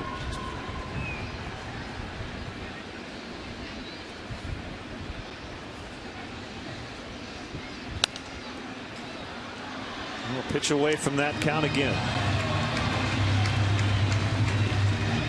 Chad Billingsley had Tommy John surgery earlier today, or yesterday it was. Today's Thursday, right? It is. Wednesday, he had surgery. They all kind of blend together. They sure do. So he's done for the season and will miss the first few months of next year.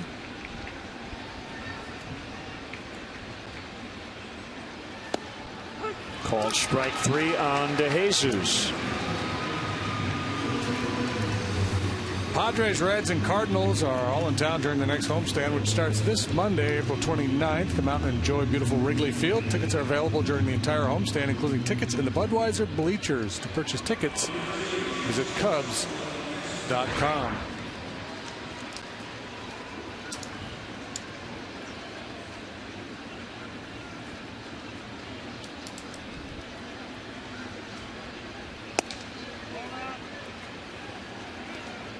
One and nothing on Castro. 1 for 2 with an RBI.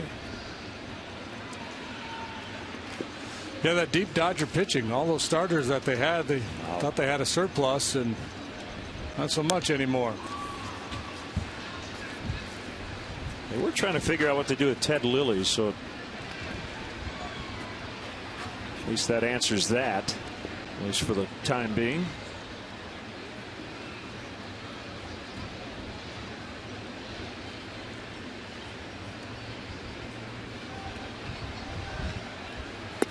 Swung on and missed.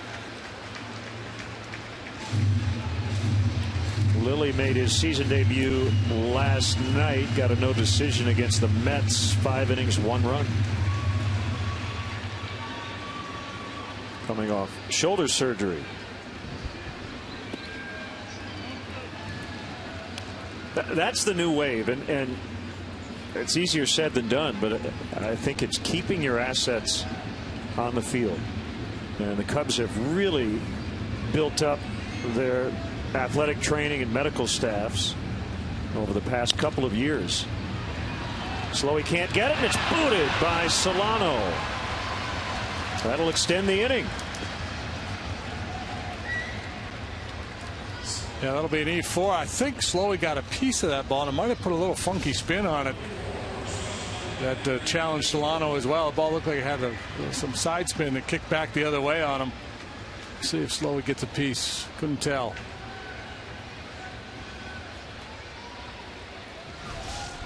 That'll give Rizzo a chance. But that's kind of the one area, you think about it. You know, you've got somewhat of a salary cap, not really a cap, but the luxury tax will keep most teams' salaries below a certain point. You've got draft caps, international free agent signing caps.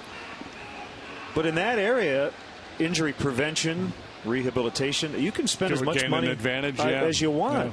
Yeah. And I know it's been written about a little bit, but I really think that's the new frontier. The biomechanics we've talked about.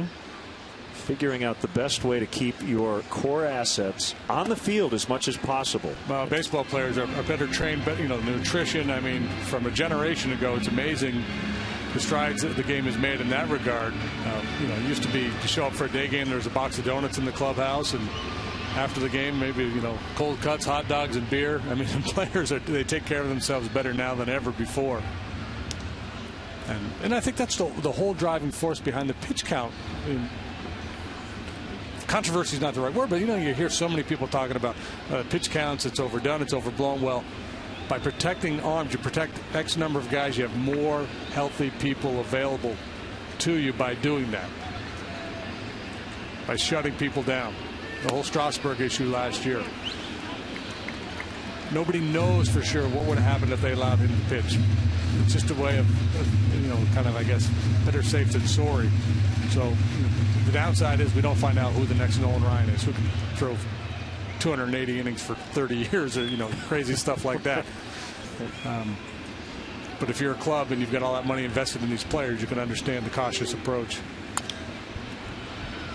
But that's probably to your point with biomechanics and all the advanced studies. Maybe they'll be able to figure out, based on this guy, what we've seen from this guy in the past, his delivery, MRIs, whatever kind of testing they do. Maybe they say, this is a guy that we can extend. This is a guy that we can ask more of.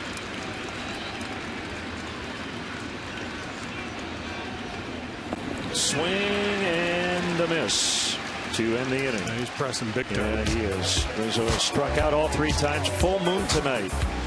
And it's still 3-2.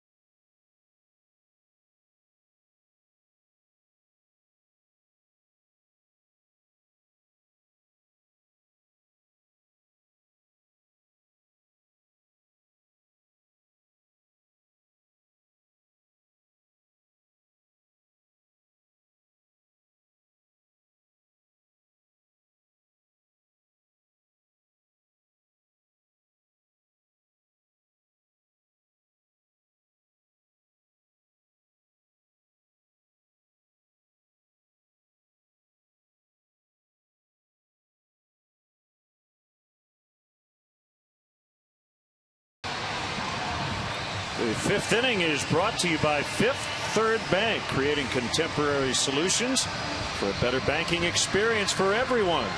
Fifth Third Bank, the curious bank. Member FDIC. 3-2, the Marlins have the lead. Starters have gotten a lot better since the first couple of innings.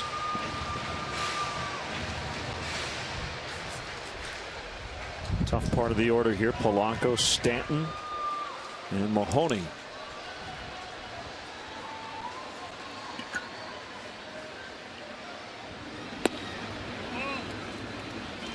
Off the plate in.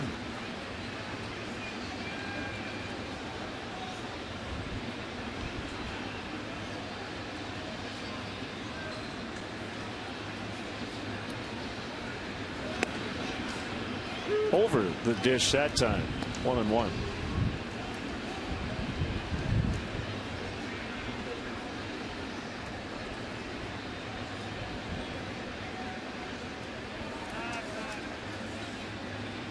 Jackson has yet to go beyond 6 innings. And here in the 5th, this will be his 77th pitch of the night, and a base hit. For Polanco, he is on for the 3rd time tonight. 2 walks and a base hit.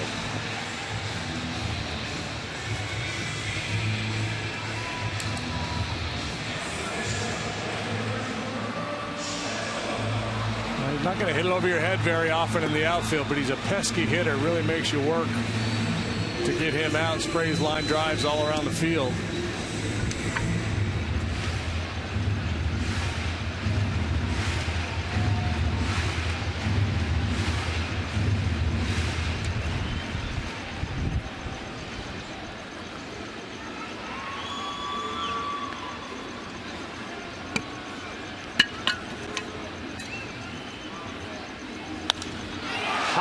fly to left. Soriano will have room. Well, he took a look back like that ball was going to get way out. Again, you do wonder if the wind maybe holding a high fly like that up in the ballpark. When he first hit it, I thought it was gone. The trajectory off his bat, he's so strong. When you see the ball leave his bat like this, you think home run, but maybe out in front of it just a little bit. Didn't quite center it. And yeah, with that wind coming off the bay, perhaps knocking it down some as well.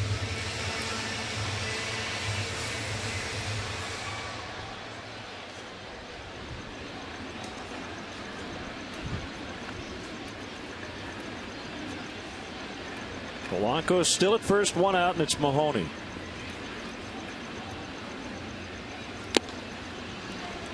Foul tip, strike one. Well, we're getting a lot of feedback on the aquarium here. I'm sure we could have just asked somebody and they would have given us a list of the fish in the tank. Shane McGuire said the black, white, and yellow fish is called a schooling banner fish. How does he know? He said he Googled it. Oh. Thought we had an expert on it. Yeah, well, we're all experts these days. Everything looks blue, to be honest. Yeah. I don't see any of those colors he's talking about, but Bobby Stinson writes in the smaller ones are damsels. The smaller ones. Okay. That's a fair ball. And Castillo will get the out at first.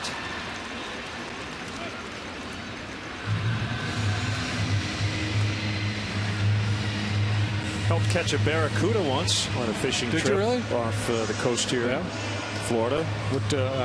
How big was the barracuda? Was it big? I don't know, about 9 feet long. Oh, no, really? No. It was they're like 2-3 feet, right? Yeah. And what'd you catch nasty teeth. I have no idea. It was one of those where you basically say you're going fishing, but essentially the guys who run the boat that you pay, they do the fishing. You just look at it and then take a picture standing next to it. You lean over the boat half the time because you're seasick, and then you, hey, look at my fish. This is awesome. Ruggiano takes ball one.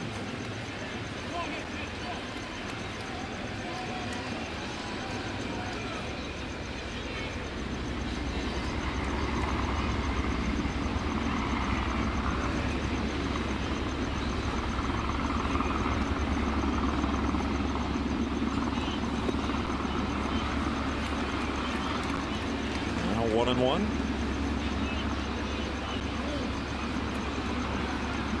Ruggiano's punched out both times up tonight. Swinging. He's having a hard time with the Jackson slider. He's a good fastball hitter. Turned around with a Aroldis Chapman fastball and game winner against the Reds last week. Before Chapman was really heating it up, it was only 94, but that's the book on Ruggiano. Good fastball hitter.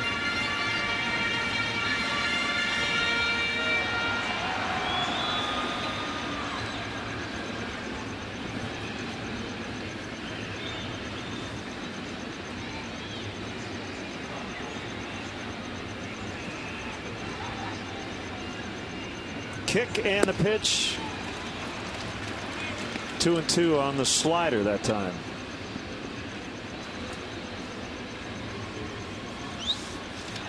It's always seen in this at bat. Yeah, I don't know that I would come off of it if I were Edwin.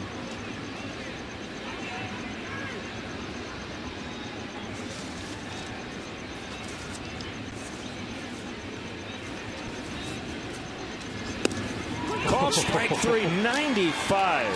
Ruggiano might have been looking for the slider that time.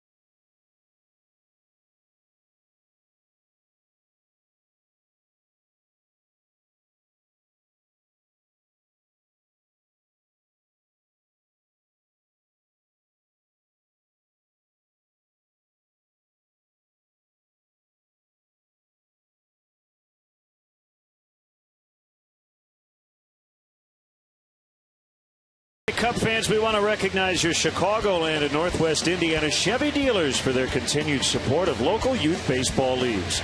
Once again, the local Chevy dealers are supporting over 30,000 young ball players in their communities through the Chevy Youth Baseball program. In fact, since 2010, the dealers have been providing numerous leagues with equipment kits, instructional clinics, and much needed financial support. One more reason why we say, from the big leagues to the youth leagues, Chevy truly is the official vehicle of baseball.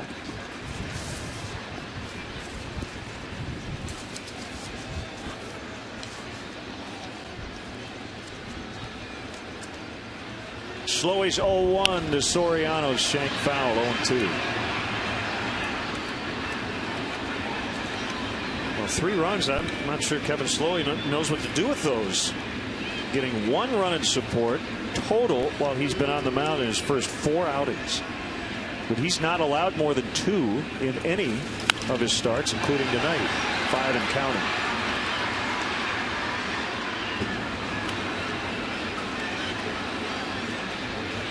Looking for his first win since 2010.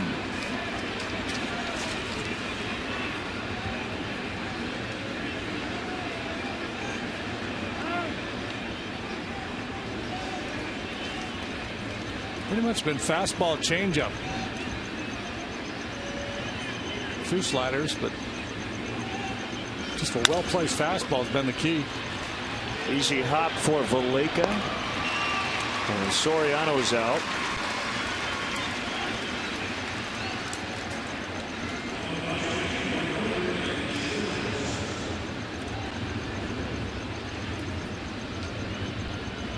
Well, we talk about pitchers' wins and how unimportant in the big picture that really is. As a starter, you just try to give your team a chance to win every night. But I'm sure you had a few droughts in your career, and it has to weigh on you after a while. Yeah. Well, because you just know it's, you're going to go through periods where you don't pitch that well. So you want and as much as we, as analysts, talk about wins aren't important, as a pitcher, that's still something you're raised on. That's part of the psyche and the mindset of a pitcher is get that win. And yeah, it's just the nature of the game. It runs in cycles. It's kind of like a hitter when he's really swinging it, but he's hitting into a lot of hard outs. He knows he's going to go through droughts where he's not hitting it that well. As a pitcher, if you're putting good starts together, you're not picking up wins. You're going to go through a stretch where you get knocked around a little bit. Unless you're one of the elite guys. Deep to right, and it is gone off the pole. A game-tying homer for Nate Sherholtz. He kept it fair somehow, and it's 3-3.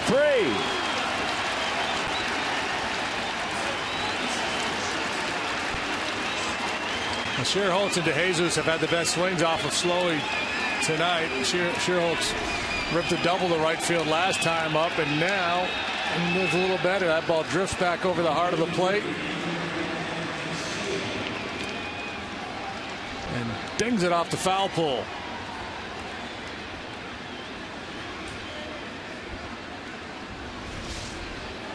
No replay needed. I mean, we like to show it. I'm saying the umpires didn't need to look at it. It's pretty obvious. You're going to start directing this game now, too. No. Oh. Almost got part of the bat. I thought I heard so too, two sounds, but it's not what Castillo was worried about. No, he's leaning a little bit. This ball's really not that far off the plate. He's out on that front foot and has to buckle to get out of the way.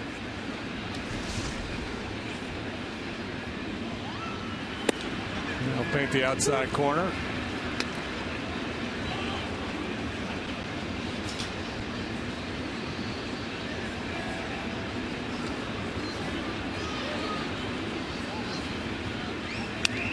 The Marlins have won 1 of Slowey's 4 starts. That was a 2-1 win. He did not get the win. That was last time out at Cincinnati. The previous 3 games, he got beat 2-1, 2-0, and 3-0.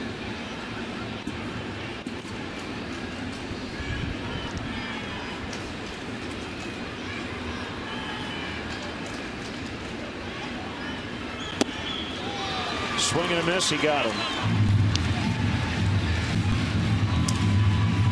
MLB.TV is celebrating 11 years.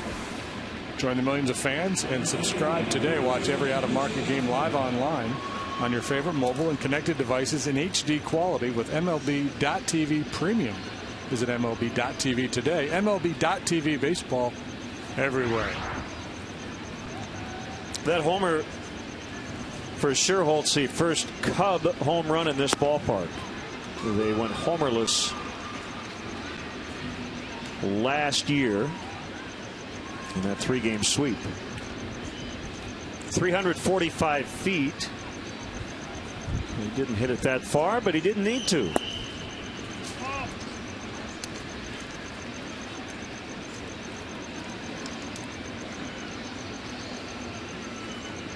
The Cubs only scored 6 runs in that entire 3-game series last year in mid-April.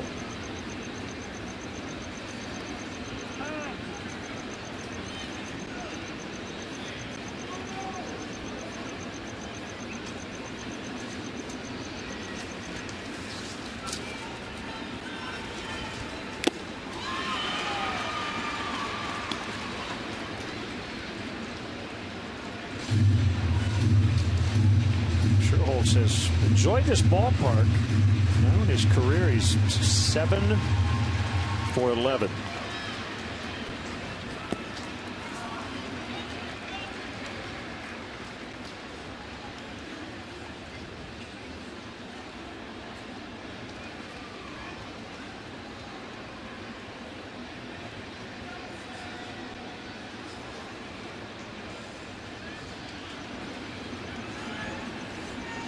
Slowly gets a sign from Brantley. And the breaking ball is fouled away.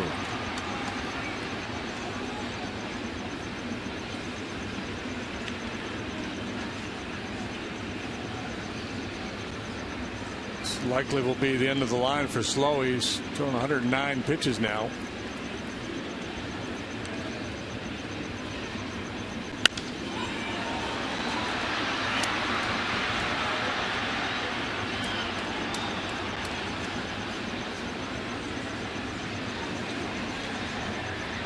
So home runs in New York tonight. Yankees leading the Blue Jays 5-3 as they go to the 7th. Encarnacion and Laurie for the Blue Jays. Cano, Wells, Cervelli for the Yanks.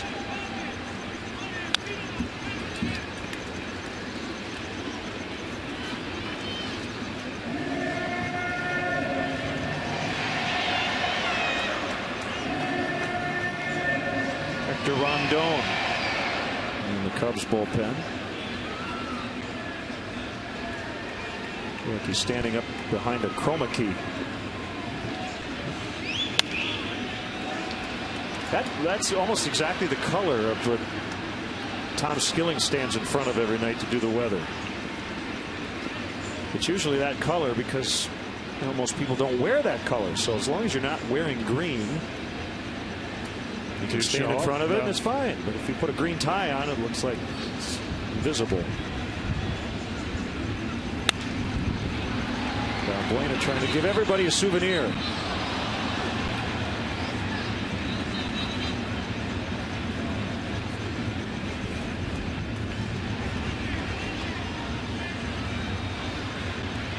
Valbuena gives you a good tough AB.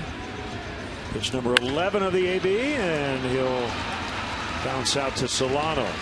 The Cubs have evened the score. Nate Sherholtz off the pole and right to make it 3-3 in the 6th.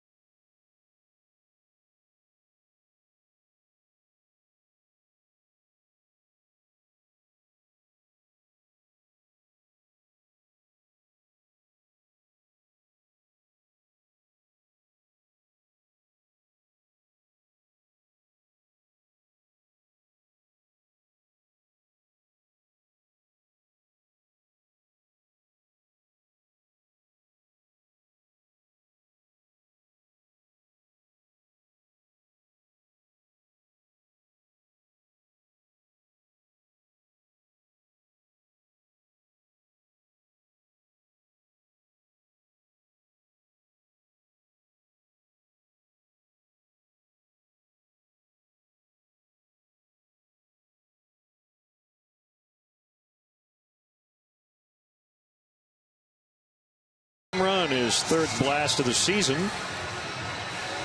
And they just had an H.R. Puffin Stuff reunion.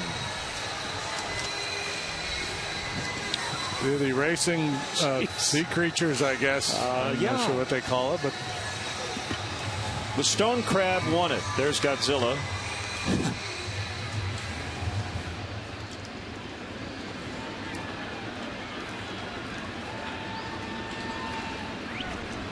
And the Cubs have come back to tie it 3-3.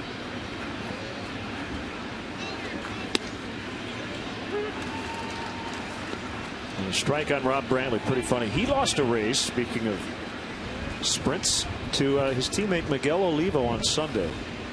And as a result had to carry all of his teammates' luggage to their rooms in Minneapolis that night.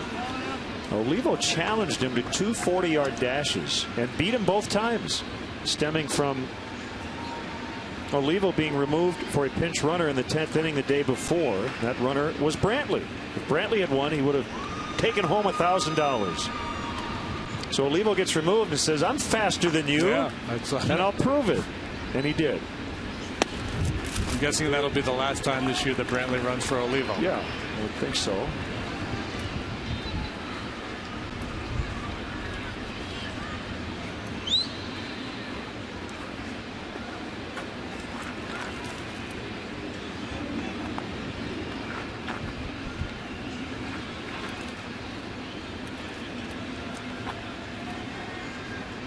Jackson's 1-2, hits him. Put him on the numbers. Well, you hate to hit a guy in that spot when you're ahead in the count. You've got him down. Man, had him down in the count. You just tied the ball game. There's been a couple times where Edwin has gone back and looked at the mound. Looked like he caught his heel as he was gliding down the mound. See, looking back, and spun out of one earlier in the game too.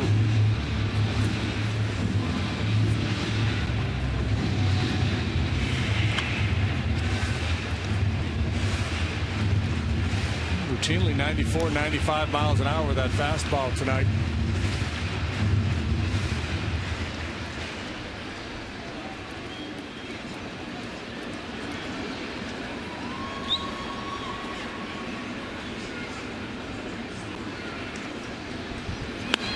There's a bunt by Valleca.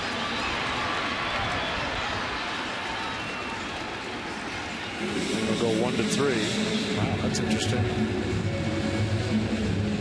Straight sacrifice in the 6th inning. With the 8-hole hitter up next, clearly they'll hit for Slowey. I don't know if Valleca did that on his own or not, but I'm not a big fan of the strategy.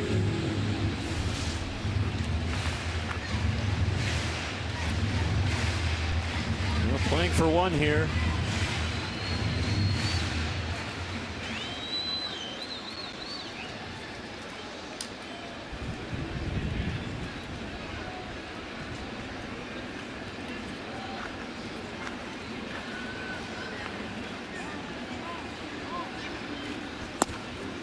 But Mike Redmond's been watching his club play to this point in the season, so he knows who's been doing what and who's capable of what. So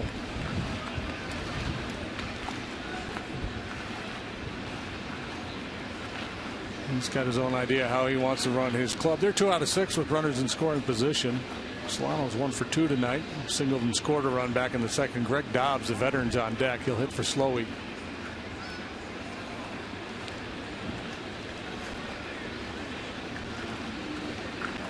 Donovan Solano has a brother, Jonathan, who made his debut last year, just like Donovan did. Jonathan is a catcher with the Washington Nationals. Off the end of the bat, he lifts it in the air in the left center for the out.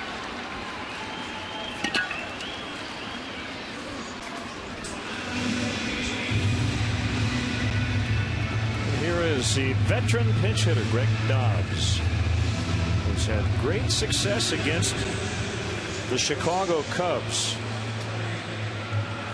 .390 in his career. He is the active major league leader in pinch hits with 85, pinch hit doubles with 19, and 10 pinch hit home runs. 2 out of 8 in his career against Edwin Jackson.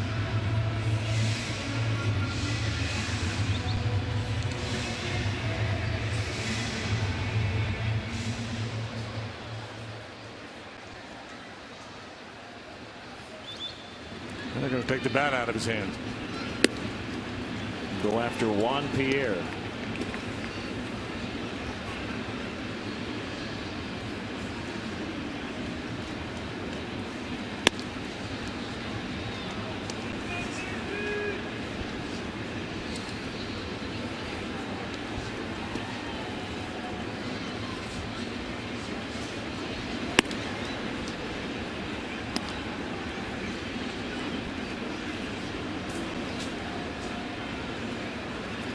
Here comes. A couple of years ago, I saw Humberto Quintero pick a base runner off a situation just like this, an intentional walk with a man on second base. Wasn't paying attention. Yeah, just kind of was very casual about throwing it back to the mound. It looked like he just flipping it back there, and then he steamed going down. Yeah, the base runner dropped his head going back to the base. Well, we talked about Brantley's speed or lack thereof. It may come into play.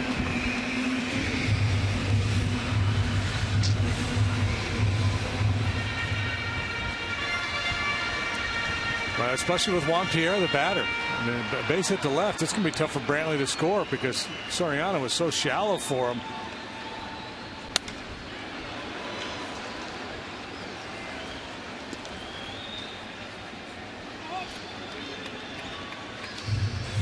The outfield shortens up generally for Pierre, and certainly on the outfield side. And routine base hit to left.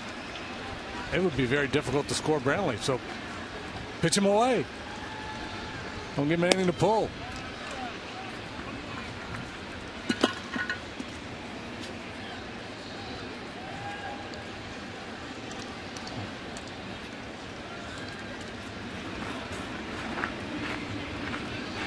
And last at bat, Pierre flied to right. He's trying to hit the ball on the ground and use his speed. And he does there, chops it up the middle, and the play will go to second. Oh, how about that one? Glove to bare hand. Barney to Castro to end the inning. And that keeps this game tied at 3.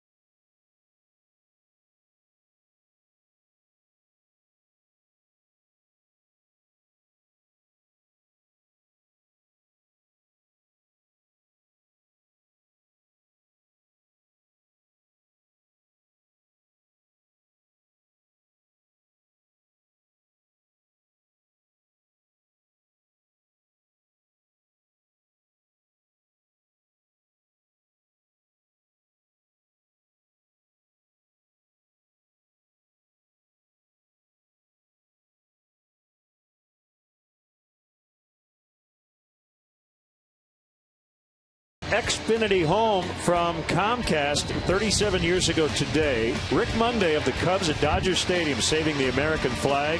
A couple of protesters were set to burn that flag. Love the big message on the board. Rick Monday, you made a great play. Get peace of mind with Xfinity Home, the total home security and home control solution that keeps you more connected to what matters most.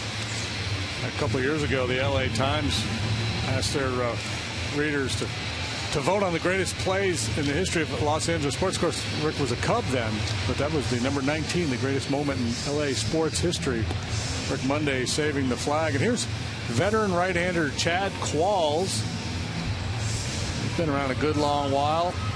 No wins or losses, a 4.15 ERA so far for the right-handed sucker baller. Darwin Barney will lead off here in the 7th.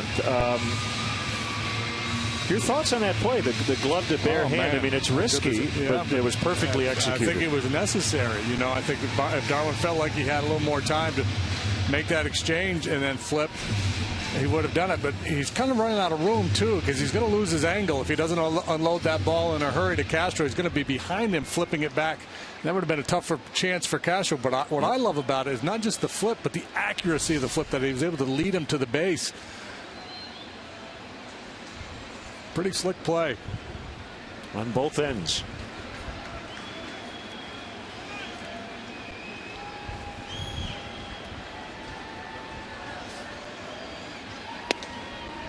And a great diving stab of a liner earlier. Looks like he wants to defend his Gold Glove.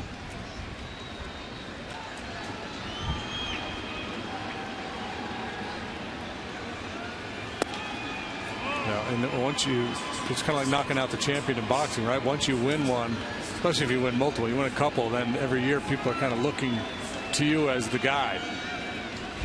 You've got to unseat him. You got to knock him out. You got to knock out the champion. Julio Bourbon on deck for Jackson. So just another hang with him for Slowey tonight. What's that? How many consecutive starts without a W? Was it 13 we had? 14 now, maybe? I believe it would be 14.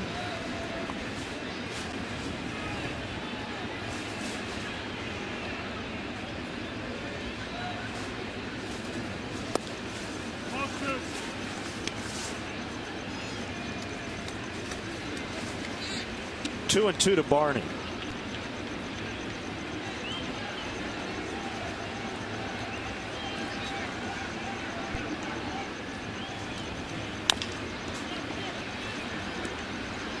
Polanco will throw out Barney. Here is Bourbon. Braden Trainer from Hanover Park, Illinois, says I'm a saltwater manager at a large aquarium store. And Braden, I said Brandon. Braden identifies a black and white, oh boy, Heniacus, horkfish, unicorn tangs, and bluehead wrasses, W-R-A-S-S-E-S, in that aquarium. I'll take his word for it. He must be watching in HD. The Cubs can get a run here in this inning. Jackson could get his first win with his new team.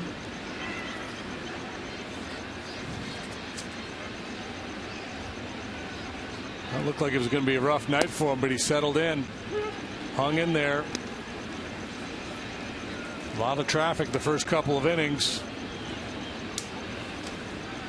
But he's got it through 6, so it's 4th consecutive quality start. Hit hard on the ground, foul. He got a glove.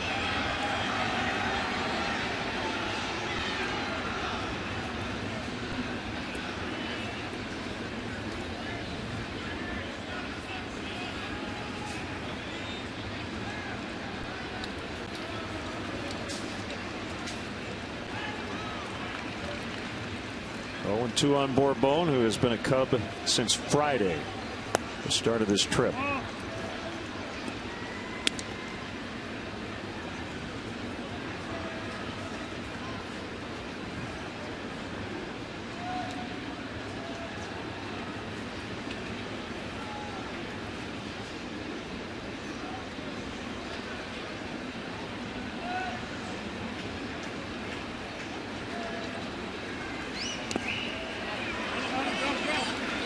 And that's a strikeout.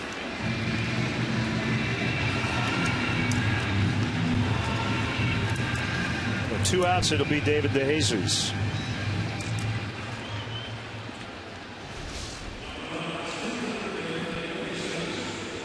Tight little slider there from Qualls, and most of his game is going east and west. Sinkers running one way, sliders going the other.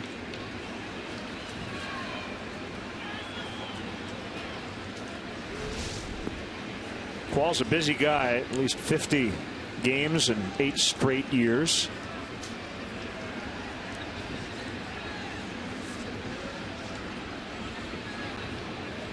"34 years old. And it's outside for a ball.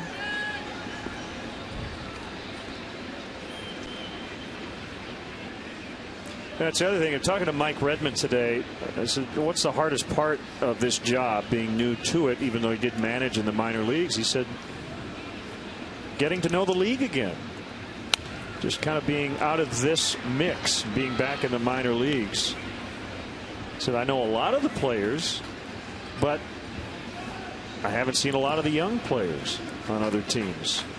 It's just a matter of experience at this point.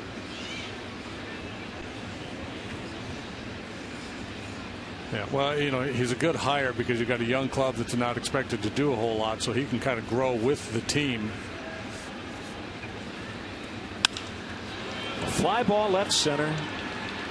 Ruggiano with the hop and the catch, doing a little Soriano impersonation from a few years ago. 3-3 in the 7th.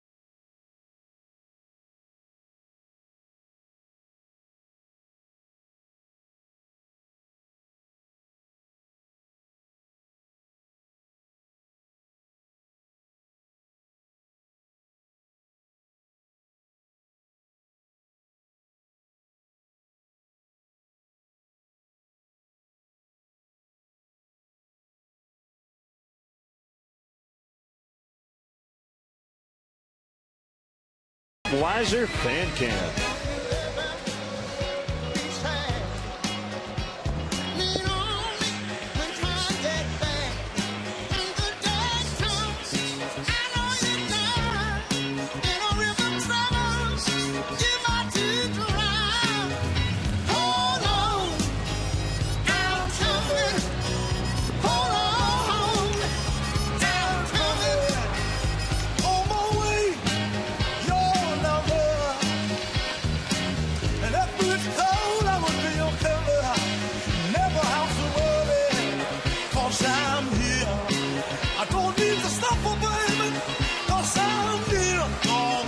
Sam and Dave, hold on, I'm coming.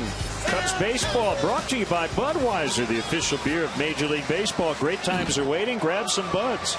They formed here in Miami in the early 1960s, and according to the Miami New Times.com, ranked as the 4th best Miami band or group ever. Who's #1? Gloria Estefan? Miami Sound Machine? No. Jackie Gleason? No, the guys who got in trouble in, was it Broward County? Their lyrics were banned. Albums were banned. Line back to Rondon. Polanco lines out. continuing the trend. The line drive to the mound. We've seen a bunch of it already this year. Rondon unfazed by that comebacker. So I got this, boys. Falls off a little bit to the first base side, but in that instance, that was advantageous. And how about this assignment for Rondon? He's been used sparingly, but here he is in the 7th inning of a tie ball game. Dale Swain testing the youngster, looking for answers in that bullpen.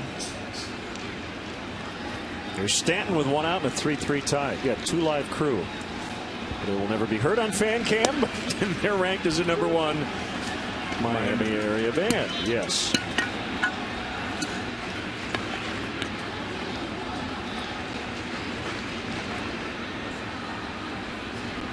Whoop. High chopper right back to Rondon. Oh man, took his time to throw it. Kind of got a little yippee there. He goosed that one over there. That was a double mistake. It was a bad pitch. He got away with a bad pitch, and Stanton with a bad AB with a little half swing on a hanging slider. And Rondon has made 2 plays now. Throws a little change piece over there.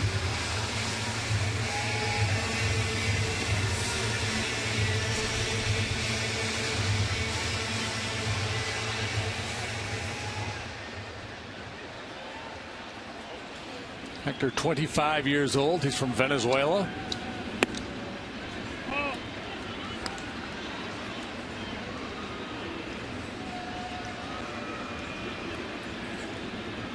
Getting some tweets about hearing some cricket noise on the broadcast. I don't know what that is. Don't know if there are crickets in the aquarium. But thank you for asking. We'll get right on that. There are no crickets in the booth as far as I know. Nighttime in Miami, 3-3.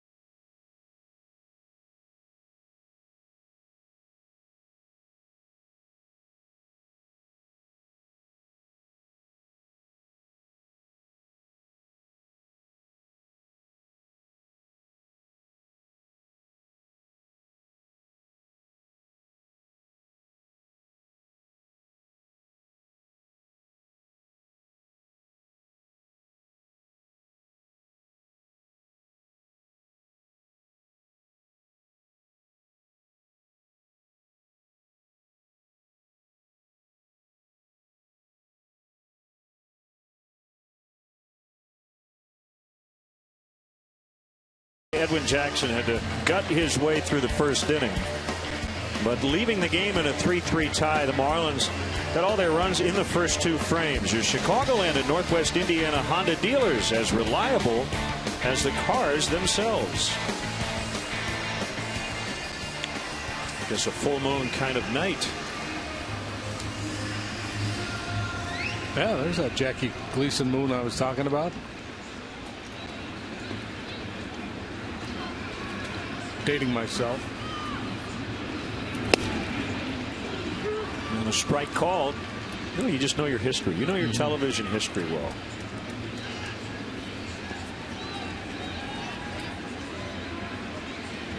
Didn't read enough books when I was a kid.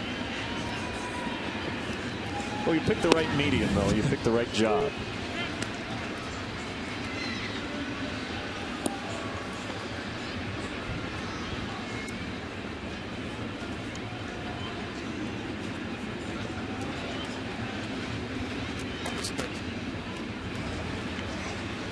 Qualls with an 0-2, and Castro went fishing, keeping with the theme of the night.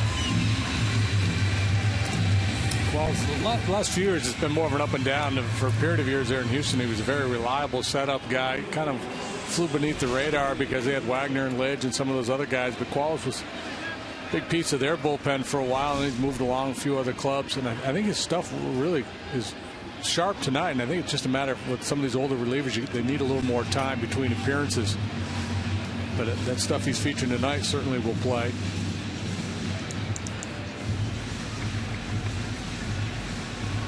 Pitching change in the 8th and a 3-3 deadlock.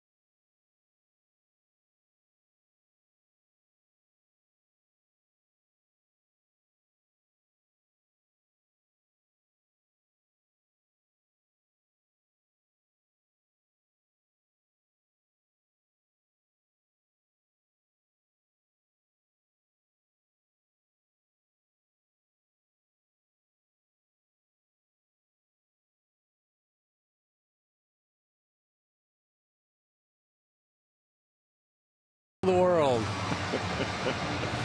And away we go. Good work, fellas. So Mike Dunn, as Mike Redmond plays matchups. The struggling Anthony Rizzo against the right-hander. Slowly struck out all 3 times. Maybe doing him a favor bringing this lefty in here. It'll just force him to stay in a little bit longer. Yesterday had a really good swing against Aroldis Chapman, toughest lefty in the business. Dunn's no slouch. He's got good stuff. He's not just a flip it up there salad tossing lefty. He's got good velocity. Big strikeout numbers so far this year. Fastball sits around 94 miles an hour. Good hard slider. He'll spin the occasional curveball up there, but you get some fastball sliders. What Rizzo's going to see.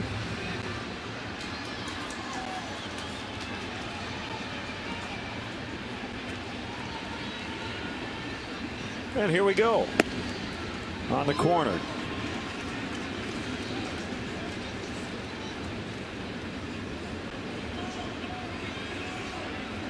Dunn came over with Omar Infante in a Dan Uggla deal in November of 2010. Fly ball down the left field line, down to foul ground goes Polanco, and he reaches over and makes a catch. Nicely done by Polanco, a terrific defender at a couple of different spots. You see him feeling for the barrier there, never taking his eyes off the ball. One quick peek down to find it, and he puts it away. Nice play. 2 Gold Gloves at second and 1 at third for Polanco. I believe he and Darren Erstad are the only 2 players with Gold Gloves at multiple positions. Erstad at first and the outfield.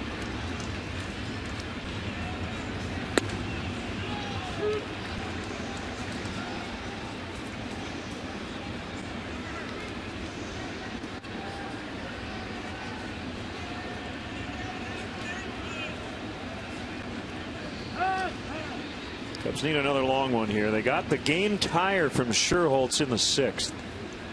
Manufacturing runs has not been their forte here in April.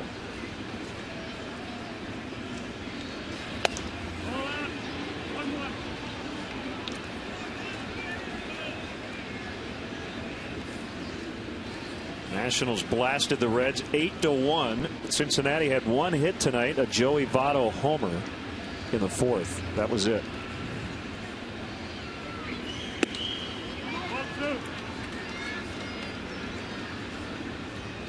Shin-Soo Choo went 0 for 3, but he walked.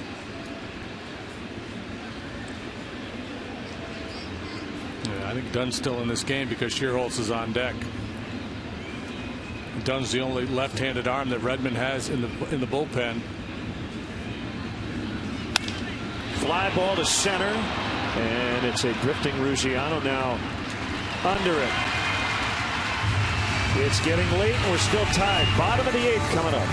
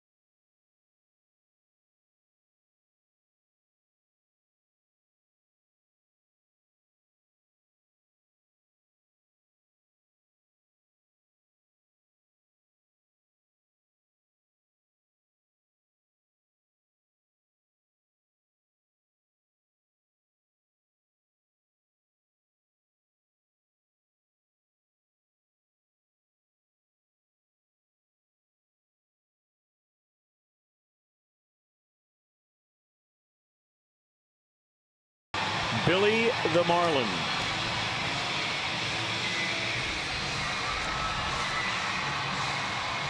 Got some new pants this year, doesn't he? Yes, very colorful. Not bad as mascots go. Here comes Sean Camp for the 12th time already this year. 0-1 with an ERA of 9. He had a couple disastrous outings on that homestand. Since then, he's been solid. 4 consecutive scoreless appearances. On pace to pitch 85 times. Nobody pitched more than he did last year in terms of appearances. Fouled up by Ruggiano. He has taken a collar. 0 for 3. 3 strikeouts. Well, just another typical blowout, right? Well, 3-3 in the 8th. Every game's been like this. Yeah. Cubs aren't winning many, but they're providing some drama anyway. A lot of close games. De Jesus on the move. On the track, he has it. Imagine Cub fans feel a lot like Dale Swain feels. He just liked some nice 8-1 wins. Easy breezy, don't have to think too much.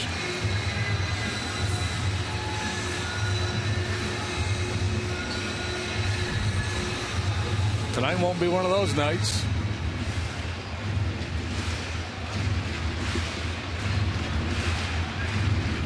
Brantley walked with the bases loaded, robbed of a hit by Barney on a great diving catch in the 3rd, and then he was hit by a pitch in the 6th.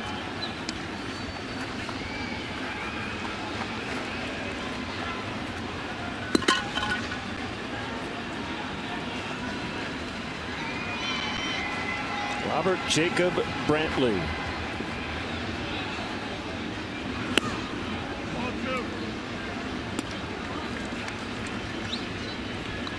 Steve Cishek sells seashells by the seashore.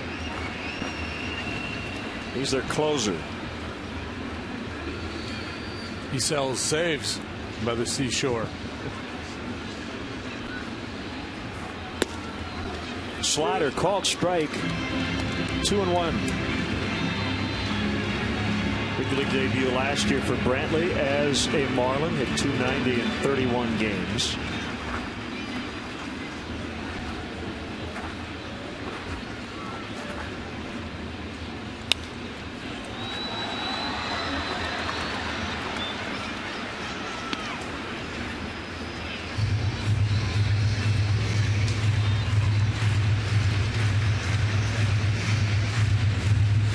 Household names in this Marlins lineup after all those deals. Stanton being the biggest.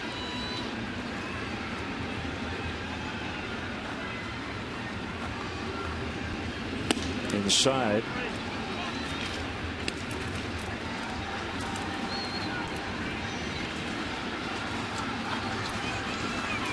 We know that guy. We can even recognize him just by looking at the back of his head. That's Tino Martinez. 16 years as a big leaguer. 300+ home runs. He's our hitting coach.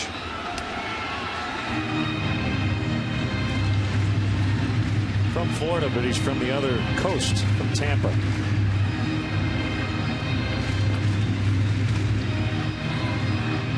Four rings. Fertile baseball ground over there in Tampa. A lot of good players. You aren't kidding.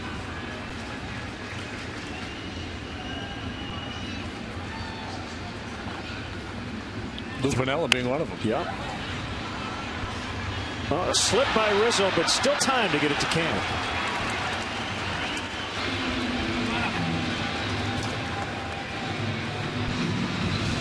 Feeling Anthony would like to start this whole day over again. It's kind of symbolic of the way things have gone, but they got their man. That's the bottom line. And who knows, he might get another chance to swing the bat. You know, Lou Piniella was an outstanding high school basketball player in Tampa, too. Yeah. Big time.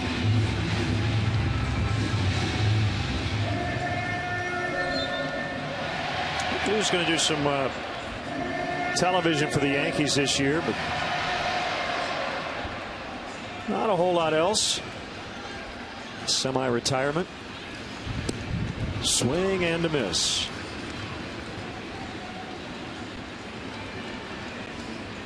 And we still tell Lou's stories around the dinner table before games.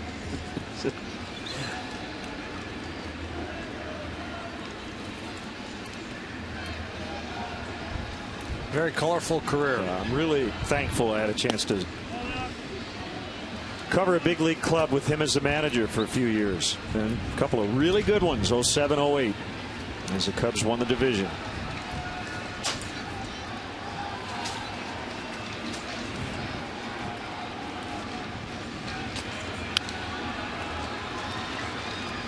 Now, when I was with the Astros, when we were playing the Cubs and Lou would come out to make a pitching change, we put a clock down on the bottom of the screen, a Lou meter, time how long it took him to get out there. That slow Lou stroll.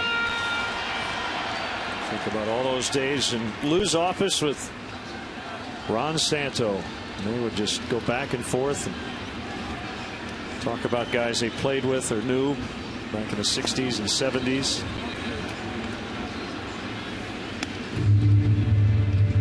That's the fantasy camp fans should be in on. I mean, the fantasy camps are fun where you go play, but just go hang out with a couple of guys like that and listen to them tell stories. Listen to Lou talk about, as the Reds manager, getting in a fight with Rob Dibble.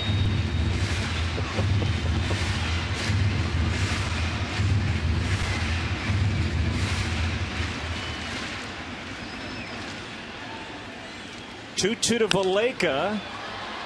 Short right, it's Sherholtz. And he puts two hands on it. Sean Camp with a clean 8th. 1, 2, 3. Knotted up at 3-3.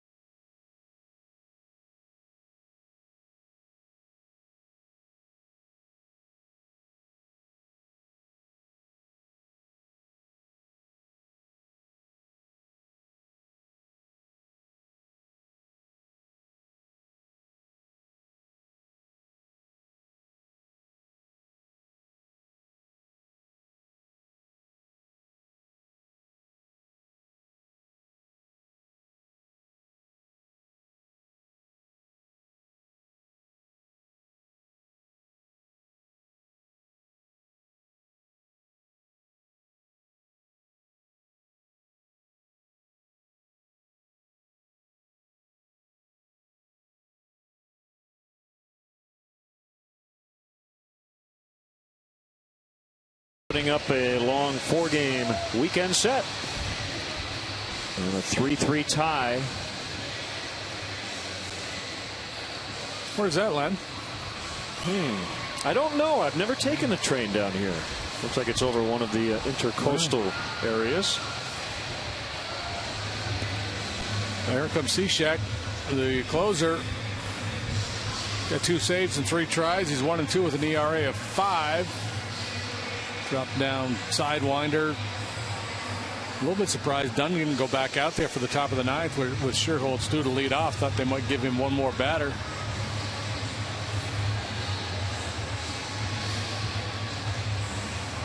This year left-handed hitters are 6 out of 20 against Cishek. That's a .300 batting average.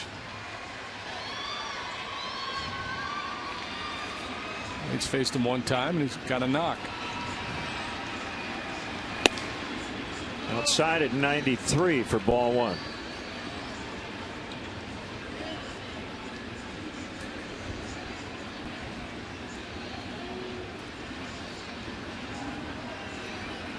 I guess I shouldn't say I'm surprised, because this is what pretty much every manager does in a tie game in their home ballpark. They bring their closer in to start the 9th inning.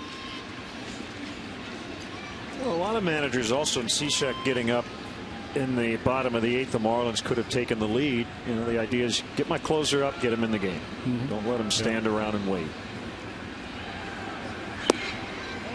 But if you don't have a designated closer, you don't necessarily have to do that. Or you know, you look at the numbers and then you play the matchup game. You could start your lefty. So even if it were a safe spot, you're saying you could make that case. Yeah, sure. Swing and a miss. 2-2. Well, Sherholtz has been the Cubs' best hitter in this game with a double and a home run. But Cishek throws hard for guys that come down low like that. That's one of the better fastballs you're going to see. Most of those guys turn the ball over, they sink it, they throw sliders, but they don't throw 94 miles an hour, and that's what he just did. That one's at 95.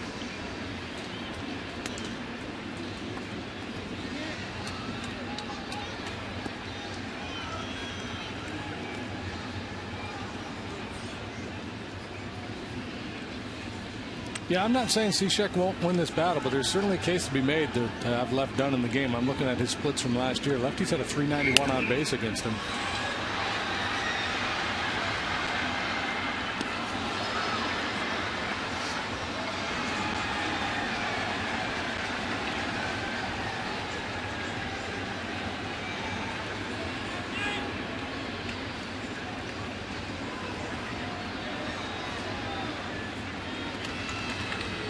They're 2-2. Ground ball. Solano will glove.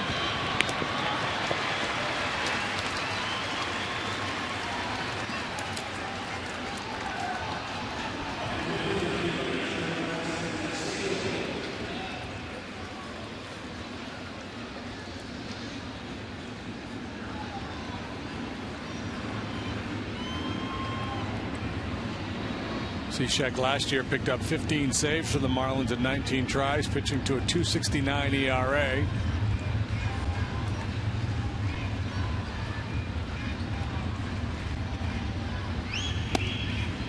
Fastball strike. He is a product of Carson Newman College. Are you familiar? Carson Newman College. I've heard of it, but that's about the extent of it. Newman. Carson Newman. It's in Jefferson City, Tennessee. They're nicknamed the Mailmen.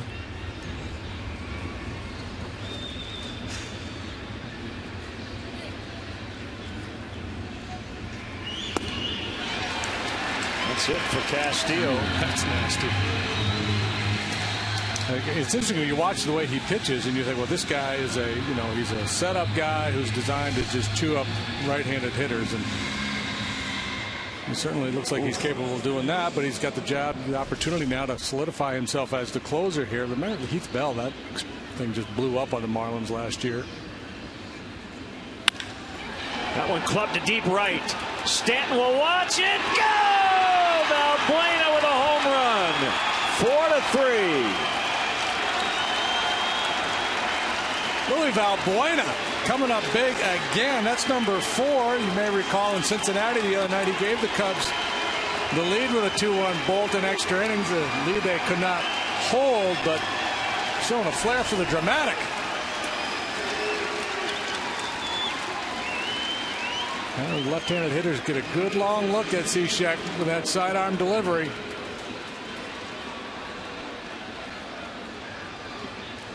Boy, that had a great sound off the bat.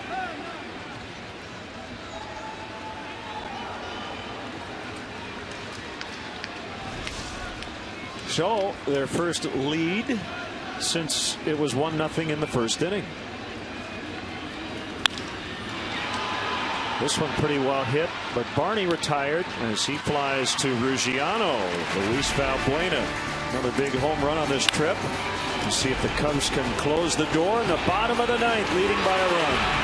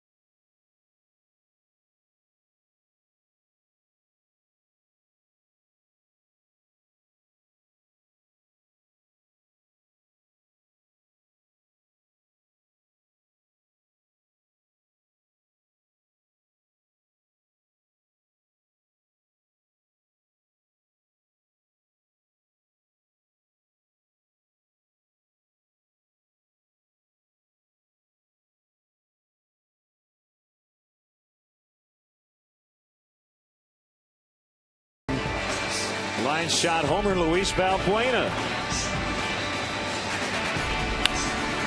Wasted no time. Jumped on that high fastball from Cishek. Dropped it in the Marlins bullpen. Cubs baseball is brought to you by Budweiser, the official beer of Major League Baseball. Great times are waiting. Grab some buds. Here's Carlos Marmol. Caramel. Here you go. Marmol. Been pretty darn good since losing his job as the closer. Now he gets an opportunity to slam the door on the fish here. He let one get away the other day in Cincinnati, but a lot of hitting, a couple walks in that inning. And the Cubs ended up winning anyway, but command's been better. Get that first guy. 2-0. I think you had the ice cream on the brain. You said caramel. You made a very underrated point, I thought. I don't know. You just felt like it was a throwaway line over dinner. Get to that after the 2-0. That's a strike. You said butterscotch is very underrated in terms of toppings. And I would agree with you. We make the tour of the National League, all of ice cream, and everybody serves some kind of soft serve. And they got chocolate and caramel. And I'm looking for some butterscotch. That's all. 3-1. Normally say throw a fastball here, but I think he probably has better command of his slider most nights than he does his fastball. So whatever you can throw over the plate here is what you need to do. Solano's not a home run hitter. You can't afford to walk him. And he does. Yeah, so some people may second guess the slider there. So you can't throw him the slider. He missed with it, but he may execute that pitch. He probably finds the plate more often than he does with his fastball, and actually could have been called a strike. Well, you saw some of it in games against Houston, and Cub fans who saw Carlos at his best a couple of years ago know that he walked the leadoff man a lot. He'd put 1, 2, 3 runners on, but get out of it. There's Austin Kearns, one of the few Marlins who's seen him a fair amount. He's pinch hitting for Cishek. Way outside. Here comes Castillo.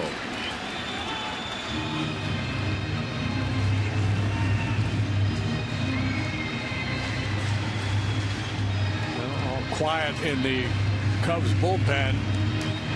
We'll see how long that lasts. Swain talking to Chris Bosio. So he's headed to the phone.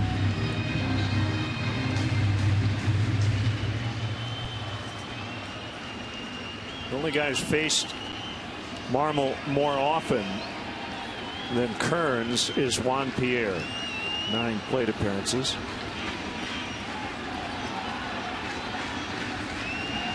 And Pierre's on deck. That's low.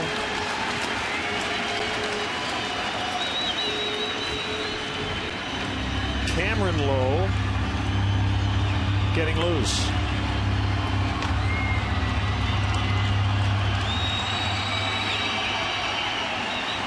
(4-3). The Cubs have the lead on the Valbuena homer, and the 2-0 pitch is a slider strike.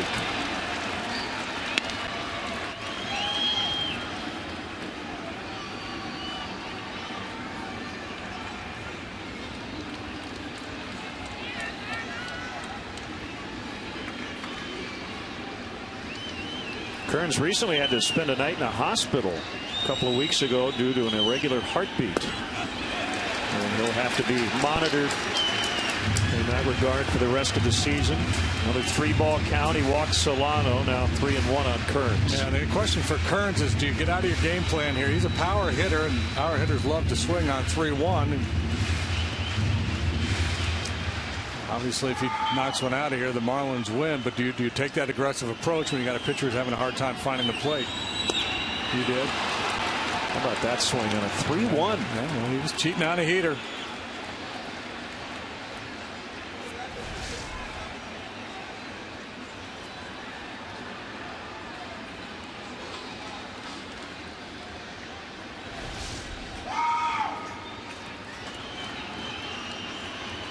Full count. Solano not running, and this one will get down in front of Soriano. I think that's the right play.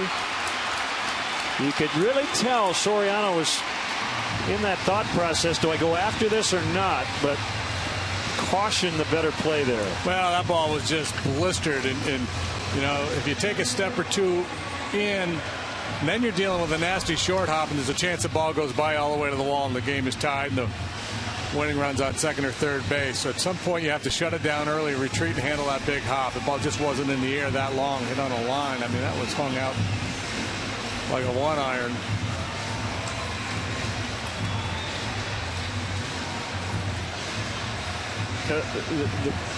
Where you really like Marmol the most, JD, is against guys who haven't seen him, because he pitches backwards in a lot of ways. Now he's throwing his fastball a lot more than he used to. But when a guy sees him for the first time, you know, it's hard to pick up where the ball's coming out of his hand. But now you get to this point. My point is, you know, Kearns, Pierre, Polanco, Stanton, these guys all have seen him. Yeah, well, and that's why the Solano walk hurts. Yeah, and most times right-handed hitters can basically look middle away against them, right? So fastballs a lot of times are off the plate, and then the slider going away, so you can disregard in. Now somebody's got to make a play on a bunt here. Fair ball, throw to third, out at third. Juan Pierre, one of the better bunters in the game, but he cannot get that tying run to third. Yeah, boy, if you were to make a list of the 5 or 10 guys in the game that you would want up in this situation, Juan Pierre would be near the top of that list, but he does not execute. Wellington Castillo pounces on this one, and then the feed to Valbuena to get the force. Huge play there. Find the bag.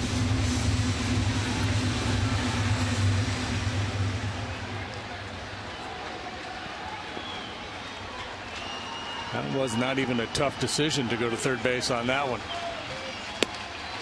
A strike called on Polanco. That's a good inner half fastball. Kearns a tying run at second. The winning run now is Pierre at first. Well, the other thing about the bunt, you get an out. I mean, not only do you get the lead guy, but just getting that first out. DeJesus will make the catch. 2 down.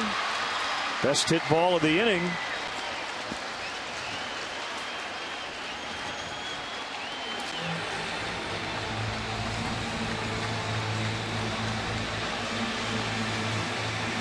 Well, we were talking earlier that the Cubs have not been doing a lot of winning, but they have played a lot of dramatic games, and here we go. 1-run lead on the road, bottom of the 9th, and here comes King Kong.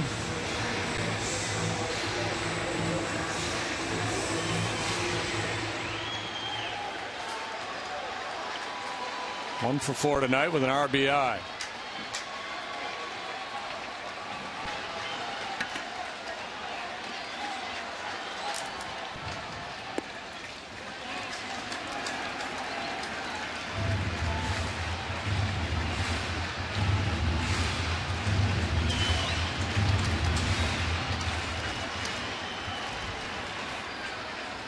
Marmol ready for a 1-0. Stanton could not hold up.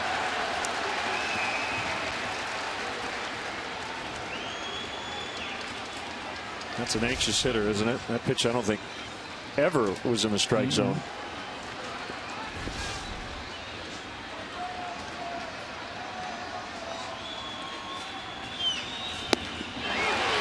Blew it by him on a fastball. 1-2.